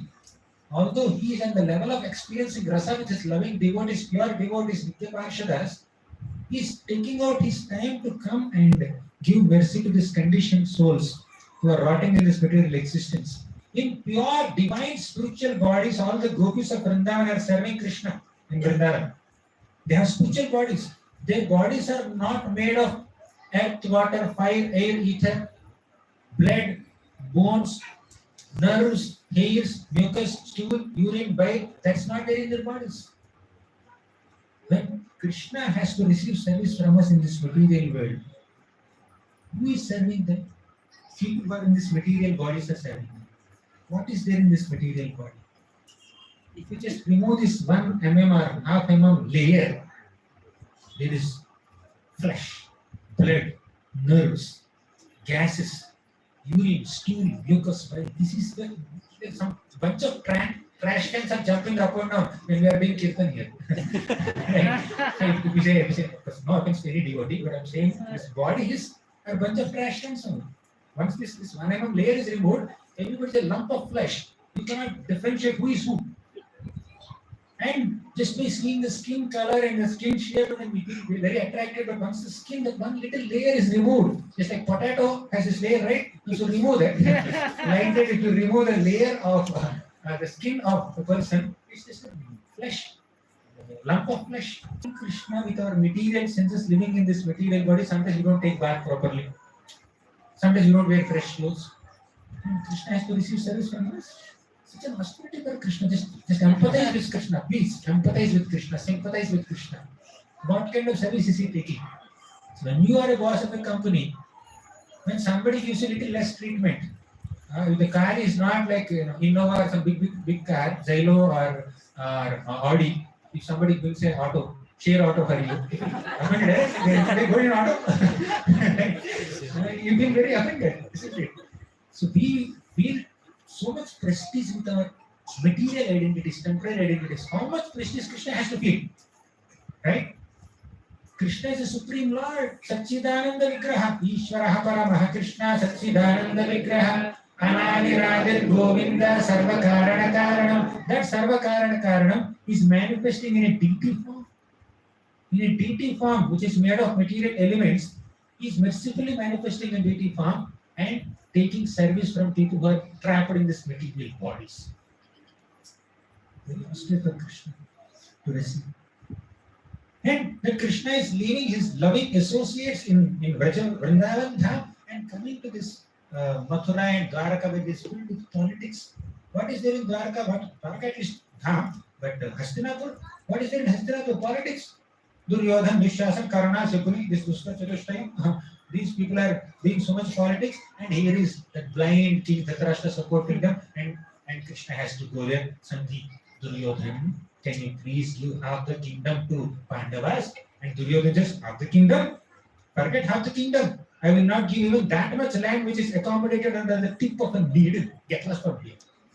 That's what Duryodhan says. Krishna, Anantakoti Brahmanda Nayaka, we say, right? Govinda, Anantakoti Brahmanda Nayaka, and Anantakoti Brahmanda Nayaka is wanting 5 villages from this Duryodhan. And Duryodhan just forget 5 villages. I will not give you that much land under a tip of a needle. And he doesn't see just that. He tries to arrest Krishna. He tries to bind Krishna with chains. Such an insulting and humiliating experience for the Supreme Lord. Can you just imagine what Krishna is experiencing? To give us Bhagavad Gita, to give us Dharma, to establish Dharma. Similarly, in similar lines, Lord Chaitanya Mahaprabhu left all his loving associates and entered forest. To do what? To take sannyas. Someone who has such curly locks of hair and such golden complexion, Suvarna Varano, Hemango, Varangas, Chandanangadi. He has Suvarna Varana, he has Hemanga, Varanga, Chandanangadi, nice sandalwood pulps smeared all over his body, but Sannyasa Kutshamaha Shanto, Nishtha Shanti Parayana. That Suvarna Varana Gauranga Mahaprabhu took sannyasa, shaved his head. When he is taking sannyas, the barber said, I cannot shave your head. And all the people assembled there, they said, if you shave his head, we will shave you. We will shave your head. Not this head, this head. We'll cut your head. We'll kill you. The barber was not allowed to shave also. The barber himself went, Gauranga Mahaprabhu, how can I remove your nice curly locks of hair? Divine, spiritual hairs. But he had to do this. Mahaprabhu said, no, I will give you love of Godhead if you shave me. Right? I will give you liberation, don't worry. I will tell you the spiritual world. I will give you heavenly opulences. I will give you opulences of spiritual world. Please shave me. He's begging. For what? Just to teach us Bhakti, to give us Harinam, to give us Krishna Prema, to give us Krishna Nama. When the Lord is extending himself so much, can't we extend ourselves? Why are we so attached to our dhana? Our jana. Dhana is health. Jana is followers. You may have 1 million followers or 10 million followers on Instagram. How many people do you know? How many people actually love you? How many people you can love them? You can love. Jana is not of that use. Dhana, even if we have 10 million euros coming into your account every single day, you cannot carry even 1 euro, $1, $1, 1 pound, or 1 rupee with you. You will die. Right? Why should we be so attached to money or followers or wealth or name, fame, prestige in this world? Body will teach us. Body is a cheater. Please understand, this body is a cheater. The body will promise us, I will give you enjoyment. Body will promise, and this condition, so he is entrapped in one body, feels that in this body I am not getting enjoyment. Let me get another body. With the desire, this conditioned soul will enter another body. That body will promise enjoyment from a distance, but once he enters that body, the body will ditch. The body will thoroughly humiliate. People are proud of their bodies, people are attached to their bodies. The body is burnt. Body has 3 destinations. You know what are the 3 destinations of the body? Ash. When it is burnt, after death, the body will become ash. When it is buried in the ground, it can become worms. When it is eaten by vultures and foxes or dogs, it will become stool of those animals. And we are so attached to these bodies. So, Bhagavatam says, Shitparito yathadina saramayam graham graham. Just like a dog, a stray dog goes from one home to another home to get some food. And in one home he gets some food, in another home he will not get food. He will get a danda. Dandam modanam eva. Similarly, the conditioned soul goes from one body to another body, searching for sense enjoyment, pursuing sense gratification. In one body, he may get little sense gratification. In another body, he won't. And the amount of gratification is very less. The amount of suffering is more. And for that little gratification, how much he has to undergo? Sukhaya karmani karoti loko natai sukham vanyatu paramam va vindeta bhojastata eva dukkham yadatra yuktam bhagavan vadinna. People aspire to get sukha, they will only get dukkha. But still they will not stop their endeavors for sukha. That is the problem in this way. Right? So people are proud of their money, their wealth, their body, their power, their position. And even after coming to the path of Krishna consciousness, even after subscribing to the path of Bhakti Yoga, still one may get attached to the body. Still one may be attached to one's wealth. Still maybe one may be attached to followers. This is Maya. So Maya tests us, Maya tempts us, Maya allures us, Maya distracts us. That is her job. And what is our job? To be more serious. Right? Mameva ye prapadyante mayametam tarantite. Till we exclusively take shelter of Krishna, till we say anyatha sharanam nasti tvameva sharanam mama. And in that mode of complete surrender, Sharanagati, like our Gajendra did, like our Draupadi Mata did. Draupadi was trying to protect herself with her own frail hands. She's a fragile lady, and with her own little hands, she's trying to protect herself. Dushyasan is trying to pull her sari. Dushyasan has the strength of 10,000 elephants in one arm, and he's trying to disrobe her, and Draupadi is trying to protect herself, and she could not, and she went to Bhishma, Gaura, and all the people, nobody protected. Then she lifted her hands up. Oh Vrindavanath, oh Krishna, oh Govinda, oh Madhusudana, oh Trivikrama, please come and protect me. And Krishna immediately came in the form of a sand. Then comes Gajendra. For 1,000 years, Gajendra struggled to protect himself from the crocodile. 1,000 years. He could not. Even if you try to save yourself for 1,000 years, your abilities, your manpower, your money, your resources will not be able to protect you. You may think, you may be a very influential person, you may have dhanam, janam, sundarim, kavita, so many things you may have, but all this will not help. Only our little bhakti and our inclination to take shelter of Krishna will help. That's why our Prahlad Maharaj said that Manye dhana bhijana rupa tapashruto jahate jaha prabhava bala paurusha buddhi yoga naradhanaya hi bhavanti parasya pumso bhaktya tutosha bhagavan gajayutha paya. Manye, I consider what? He considers dhana, abhijana, rupa, tapa, shruta, oja, teja, prabhava, bala, paurusha, buddhi, yoga. This 12 material qualifications are not useful for bhakti. Na aradhanaya hi bhavanti. Do you think your money will help you to become dear to Krishna? Do you think our scholarship will help us to become dear to Krishna? Do you think our followers will help us to become closer to Krishna? To get God's grace, we don't need any of these material assets. All we need is bhakti. Bhaktya tutosha bhagavan gajayutha paya. Even if you are a dull-headed elephant, if there is bhakti in your heart, Krishna will immediately come in great haste to protect you. That's what we have seen in Gajendra's episode. So, Krishna is so serious in reclaiming us. How serious are we? How inclined are we to be reclaimed by Krishna? That's the question. Krishna left Brajavasis, came to Mathura, Dwarka, Hastinapur to orchestrate Kurukshetra war, teach Bhagavad Gita, deal with Duryodhana, Dushyasan, Karna, Shakuni, Dhritarashtra and all this politics. For what? To inherit the miscreants and establish Dharma. Similarly, Lord Chaitanya Mahaprabhu left everything. His loving associates, Sachi Mata and Advaita Acharya, Haridas Thakur, all these great personalities he left, he kept them aside. And he came to take sannyas. So, accepting sannyas is not an act of irresponsibility. Accepting sannyas is an act of great responsibility. Chaitanya Mahaprabhu accepted sannyas not to give up family responsibilities, but to take the responsibility of whole world.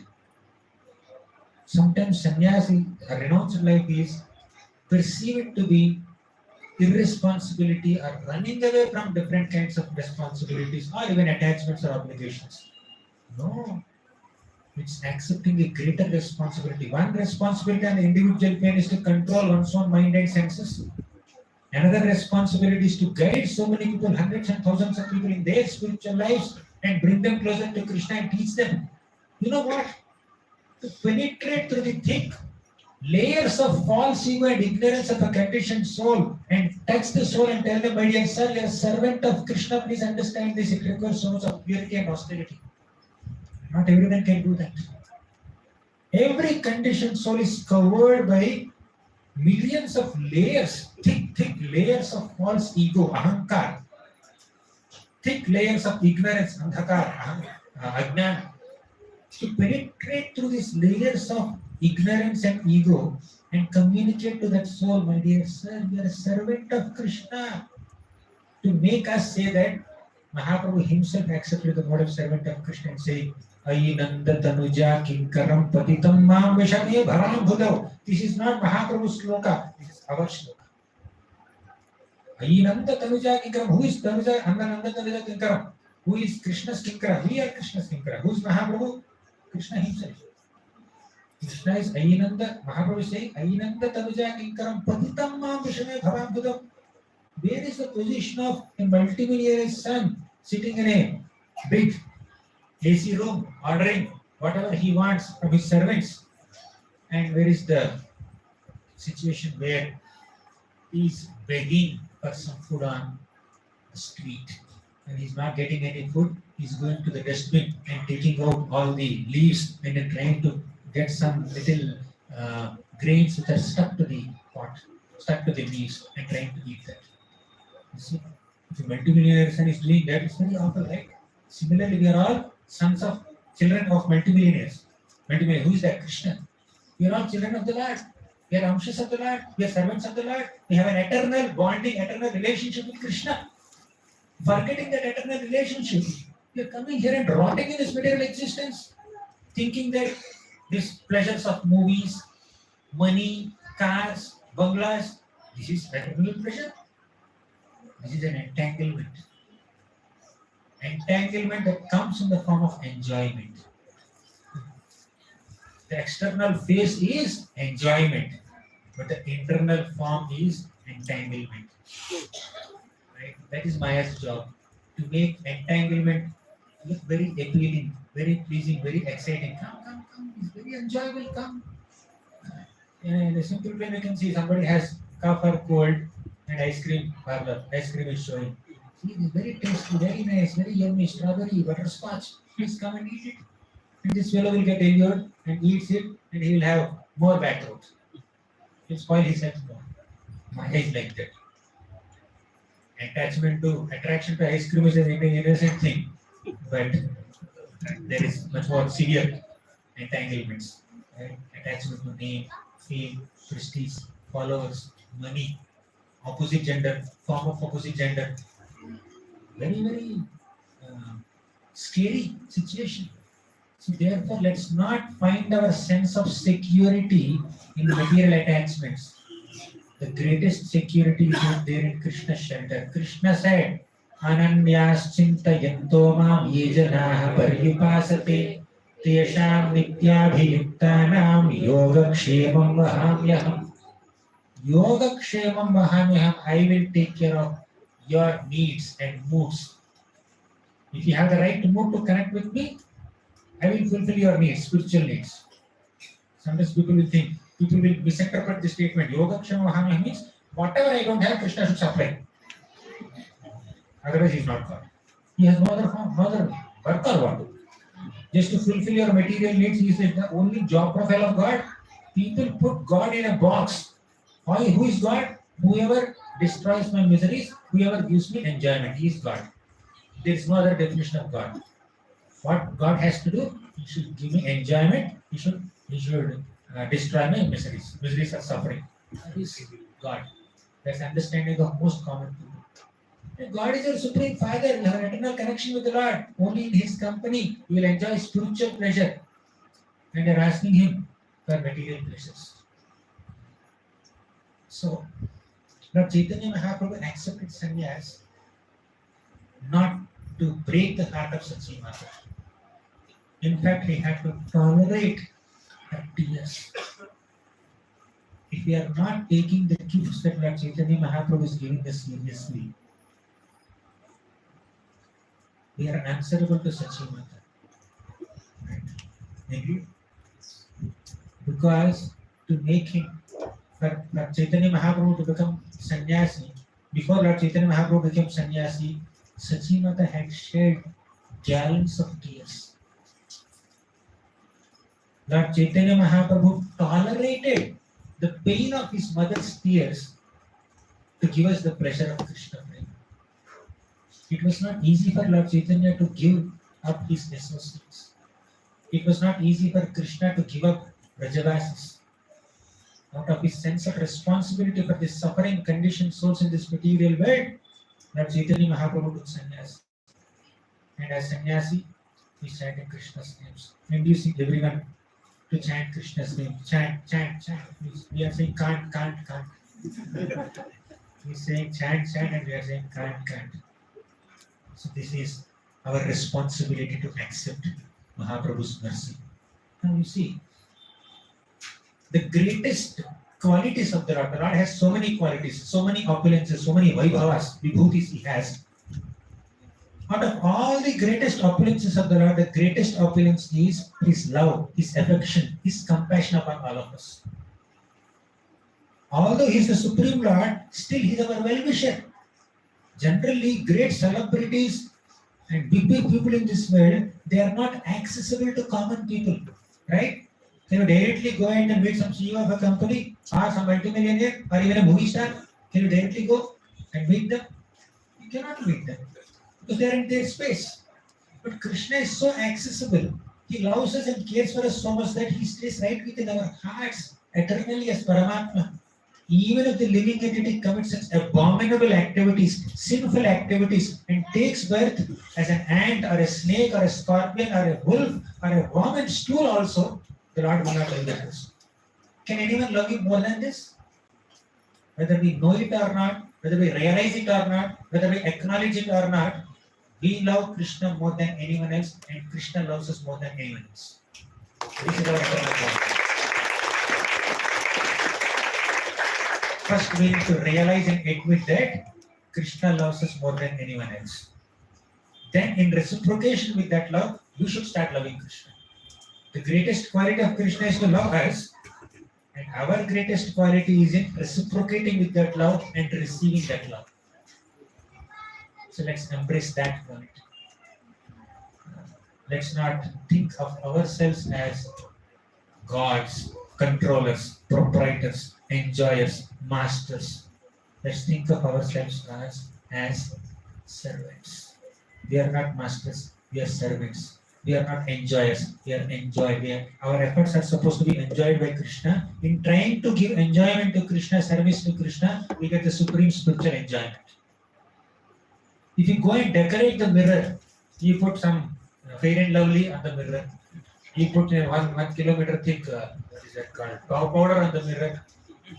You put some nice earrings or diamond and and all these things on the mirror. You put some necklaces on the mirror. Will you become beautiful? No. If you directly put all this makeup or cosmetics or jewelry on yourself, the reflection of yourself in the mirror will be beautiful.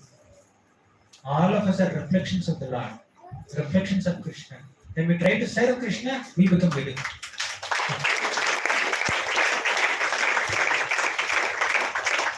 When we try to satisfy Krishna, we get satisfaction. When we try to satisfy ourselves, we only create mockery. Just like decorating the reflection in the mirror. They are reflections of Krishna. Serve him, we derive enjoyment. When you water the root, all the leaves and the plants, leaves and twigs are automatically satisfied. But if you just sprinkle some water on the leaves and twigs and forget to water the root, plant will not be nourished. If you feed the stomach, then all the body limbs will get their nourishment. If you take chapati and put on the head will not become powerful. If you put, dal, pour sambar on the hand will not get power. If you put idli and dosa on the legs will not get strength. Put all these things in the mouth and let it enter into the belly. Then all the body limbs will get strength. Similarly, when we serve Krishna, we are satisfied. When we try to please him, we are pleased. We are all his parts, we are his anshas. Krishna is not here to canvas and receive service from us. He has so many fans already. He doesn't need any more subscriptions, right? But if we subscribe to Krishna, if we register to Krishna Bhakti, the process of Krishna Bhakti, we will be purified. We will be happy. For us only, the Lord is taking sannyas. What else he has to do? What else you expect him to do? He is staying in your hearts as Paramatma. He is also appearing as multiple incarnations in every single yuga. And in every incarnation, in most of the incarnations, he is tolerating the pain of being separated from his relatives, his loved ones, to give you time. In Mahaprabhu's incarnation, he's taking sannyas, leaving his mother. She's profusely crying, gallons of tears. But still, Mahaprabhu says, my dear mother, please excuse me. Please excuse me. I need to show some compassion on this common people and give them Krishna prema. Then he took sannyas. After he took sannyas, Lord Chaitanya Mahaprabhu tried to go to Vrindavan. But somehow Nityananda Prabhu directed Lord Chaitanya and brought him to Navadvip area, to Advaita Acharya's home. In Advaita Acharya's home, again Mother Sachi came in a palanquin. Some people brought him her in a palanquin. And Sachi Mata saw Nimai, Lord Chaitanya Mahaprabhu, first time with shaved head. Not in yellow pitambar. He is wearing saffron cloth. Not having any ornaments. Not sandalwood bulb and all. Only perspiration and goosebumps on his hands and his body when he's chanting the names of the Lord. In such a situation, Sachi Mata, 67-year-old Sachi Mata, made 24-year-old Nimai, Chaitanya Mahaprabhu, sit on her lap and started embracing him, kissing him, and bathed Lord Chaitanya with her tears. How much love this mother has for this child, for her son. Bathed him literally with his tears, with her tears. And Lord Chaitanya Mahaprabhu fell at Sachi Mata's feet and said, my dear mother, this body is yours. This life is yours. Whatever devotion I have within my heart, that also came from you only. Please forgive me. Somehow I became transcendentally mad and accepted his sannyas. I don't know what I was doing, but I just accepted sannyas out of compassion for common people, definitely. Now you tell me, where do you want me to stay? Should I stay here or there? Wherever you want me to stay, I will stay. Whatever you want me to do, I will do. So, Lord Chaitanya Mahaprabhu had completely melted seeing Sachi Mata in that condition, with tears in her eyes. Then, you know what Sachi Mata considered? Such a glorious mother. Sachi Mata said, if Nimai, after accepting sannyas, if Nimai stays at my home with friends and family members and mother, common people will criticize him. When a sannyasi is closely interacting with family members, the family that he has abandoned at once, common people will criticize him. Hey, sannyasi, why is he staying at home with friends and family members? Once in a while visiting is okay, but residing with them will be subjected to criticism in the traditional society. If Lord Chaitanya stays with me, that will give great happiness to me, Mother Sachi said. If Nimai stays with me, that will give me happiness. But if people criticize me, that will give great distress. So, Sachi Mata decided he cannot stay with me. She does not want us to criticize Lord Chaitanya, by the way. So she said, let him not stay with me in Bengal. Let him very close to Bengal and stay in Jagannath Puri. Jagannath Puri and Bengal are like two rooms in the same home. People from Bengal area go to Jagannath Puri to take darshan of Jagannath. People from Jagannath Puri come to Bengal to take bath in Ganga. Thus, we can hear what's happening with Lord Chaitanya there. So, with that intention, Sachi Mata said, my dear son, Gauranga Mahaprabhu, please stay in Jagannath Puri. Chaitanya Mahaprabhu is Matru Bhakta Shiromani. Even after taking sannyas, Lord Chaitanya Mahaprabhu never neglected his mother. He fell at the feet of his mother. He followed the instructions of his mother. He made Jagannath Puri his headquarters. And he stayed there. He did not go anywhere else. Once in a while he would just go for yatra and then come back, but that is his headquarters. He is called Matru Bhakta Shiromani. Of all the devotees of mothers, first Daivam for the child is mother, Matru Deva, right? So Lord Chaitanya is Matru Bhakta Shiromani, the crushed jewel of all devotees of mothers. Right? So Lord Chaitanya Mahaprabhu made Jagannath Puri his headquarters, tolerating the pain of separation from his mother and all the other devotees. त्यक्त्वा सुतुस्त्यज सुरेप्सित राज्य लक्ष्मीं धर्मिष्ठ आर्यवचसा यदगादरण्यं माया मृगं दयितयीप्सितमन्वधावत् वन्दे महापुरुषते चरणारविन्दं. त्यक्त्वा, Mahaprabhu has given up. What he has given up? Sutustyaja surepsita rajya lakshmi, the greatest opulence which is desired by even the great devatas also has given up. The opulence of having a good wife and great mother at home, and the opulence of having so many followers in his locality. He has given them. Dharmishta Aryavachasa Yadagadaranyam, and he took sannyas and entered Jarikhandaranya. Maya Mrugam Daitayipsitamanvadhavad. Because this conditioned soul is chasing behind Maya Mrugam, illusory enjoyment, to protect him or to show compassion upon that conditioned soul, the Lord took sannyas. Vande Mahapurushate Charana. Let us offer obeisances to Lord Chaitanya's lotus. So to conclude our this little description of Lord Chaitanya Mahaprabhu's devotion to his mother and his compassion upon all of us, let us offer this sincere, humble prayer at the lotus feet of Lord Chaitanya Mahaprabhu to give us the common sense and intelligence and inspiration to value the transcendental gifts that he has given us. He has given us so many transcendental gifts, including the holy name of Krishna, the path of Bhakti Yoga, the glory of Vrindavan, and he introduced us the glory of Srimati Radharani. Let us accept these transcendental gifts and let us not undervalue them. Let us not neglect them. Let us not take them for granted. Krishna, Mahaprabhu, please give me the ability not to take for granted all the gifts that you have given me and to take the path of Bhakti Yoga very seriously. That may not be allured by Dhanam, Janam, Sundari, Kavita, or even prospects of liberation. Let me just accept your mercy. Let me not take it for granted.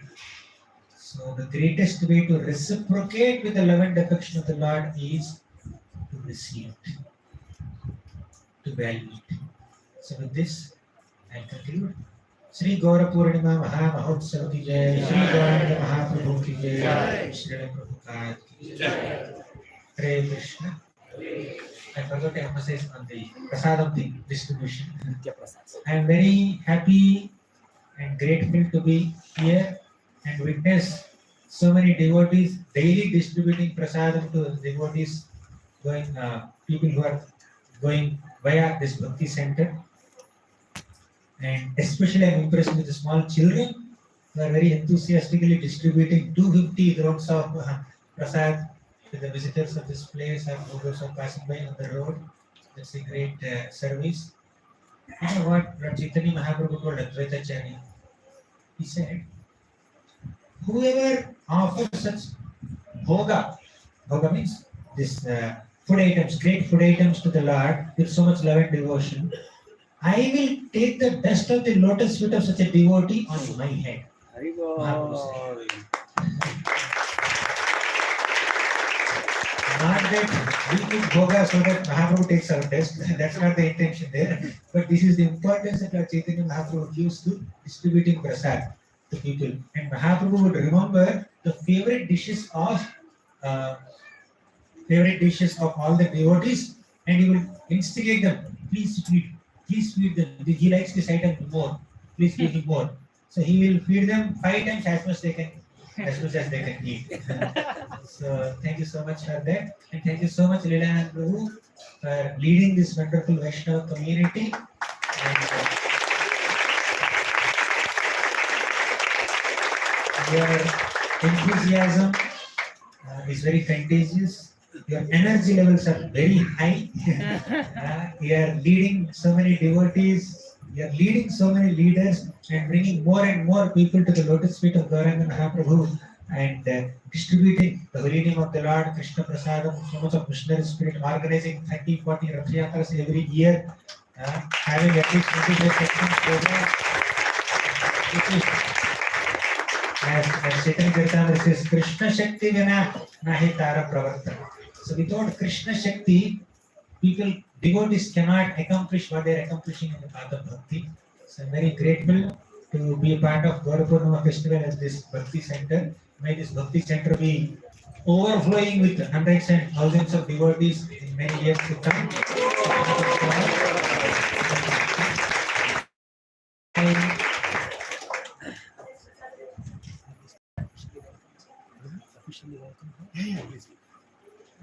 Today we have Padmini Mataji with us. She is from the Red Bhakti TV. So she has a new baby boy who's recently taken up Krishna. His name is Krishna. She has come for our program. So please invite her. I'm a guest here, Mataji. I'm a guest here. I'm coming from Mumbai. Once in a while I come here.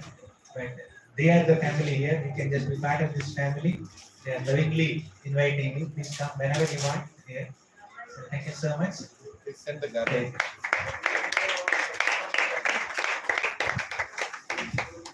Pass the Gaura. Pass it on. Let us, Hare Krishna, let us thank His Grace Gauranga Darshan Prabhu with 3 loud and enthusiastic.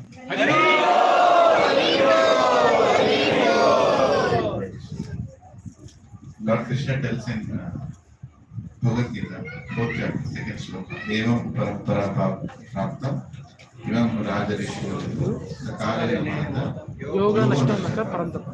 I was thinking, in this sloka, Lord Krishna is saying, I have told these imperishable signs to Vivaswan, and now the disciplinic succession has broken, so I am repeating it again. Well, Lord Krishna repeated it after maybe millions of years, but Gauranga Mahaprabhu is repeating every Gaura Purnima. Because these imperishable signs that we are hearing again and again and again and again from sadhus, we are not taking it seriously. And that's okay, because Gaura Purnima comes every once in a year. Again, we are given an opportunity. Whatever today Prabhuji told, we have heard it many, many times. But something is not stopping, something we are not stopping in order to start this. Individually, each one of us has to contemplate what is it that I am doing in my life which is creating obstacle between me and Krishna. And what is it that so many instructions are told by Gauranga Darshan Prabhu today again, that tomorrow morning my chanting is not going to improve. What is that obstacle? If we don't clear that obstacle, provision Mataji, we are going to remain here.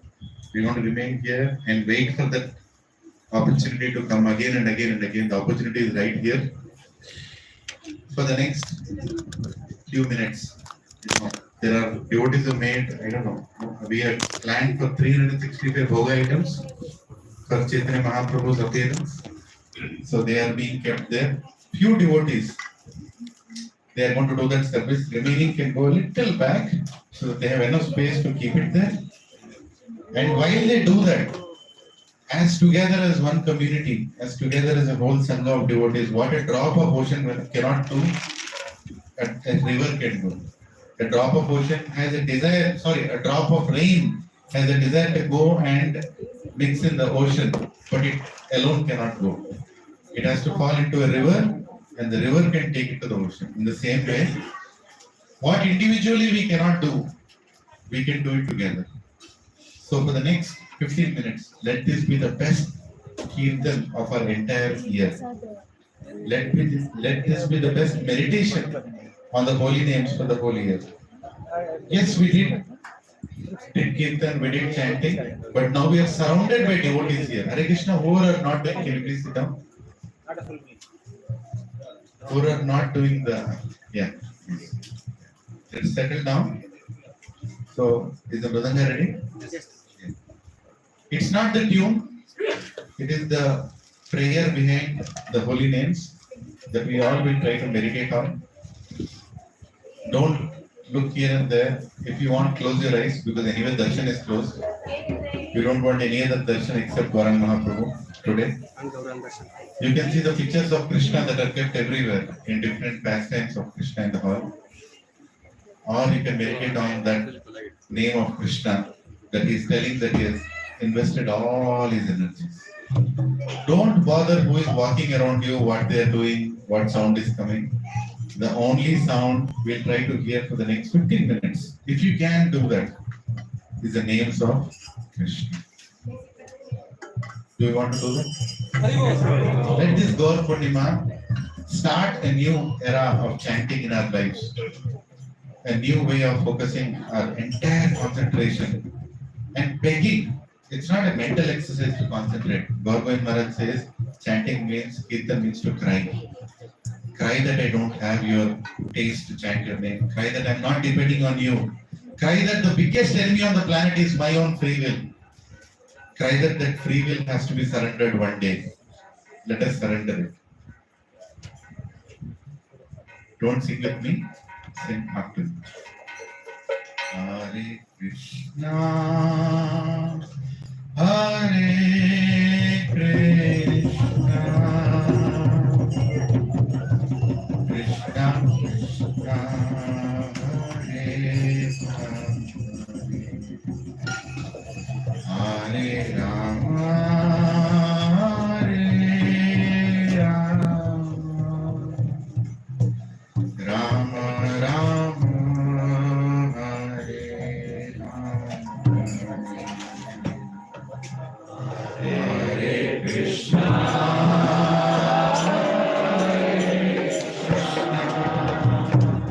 Krishna Krishna, Hare Hare,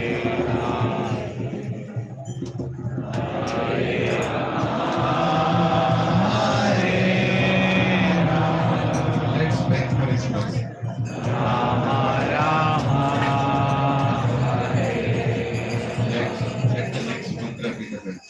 Hare, Hare Krishna. Hare Krishna, Hare Krishna,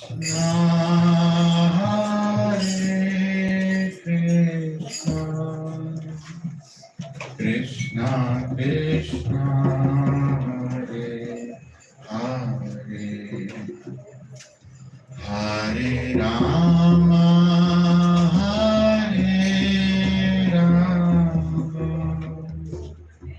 Rama Rama, Hare Rama, Hare Krishna.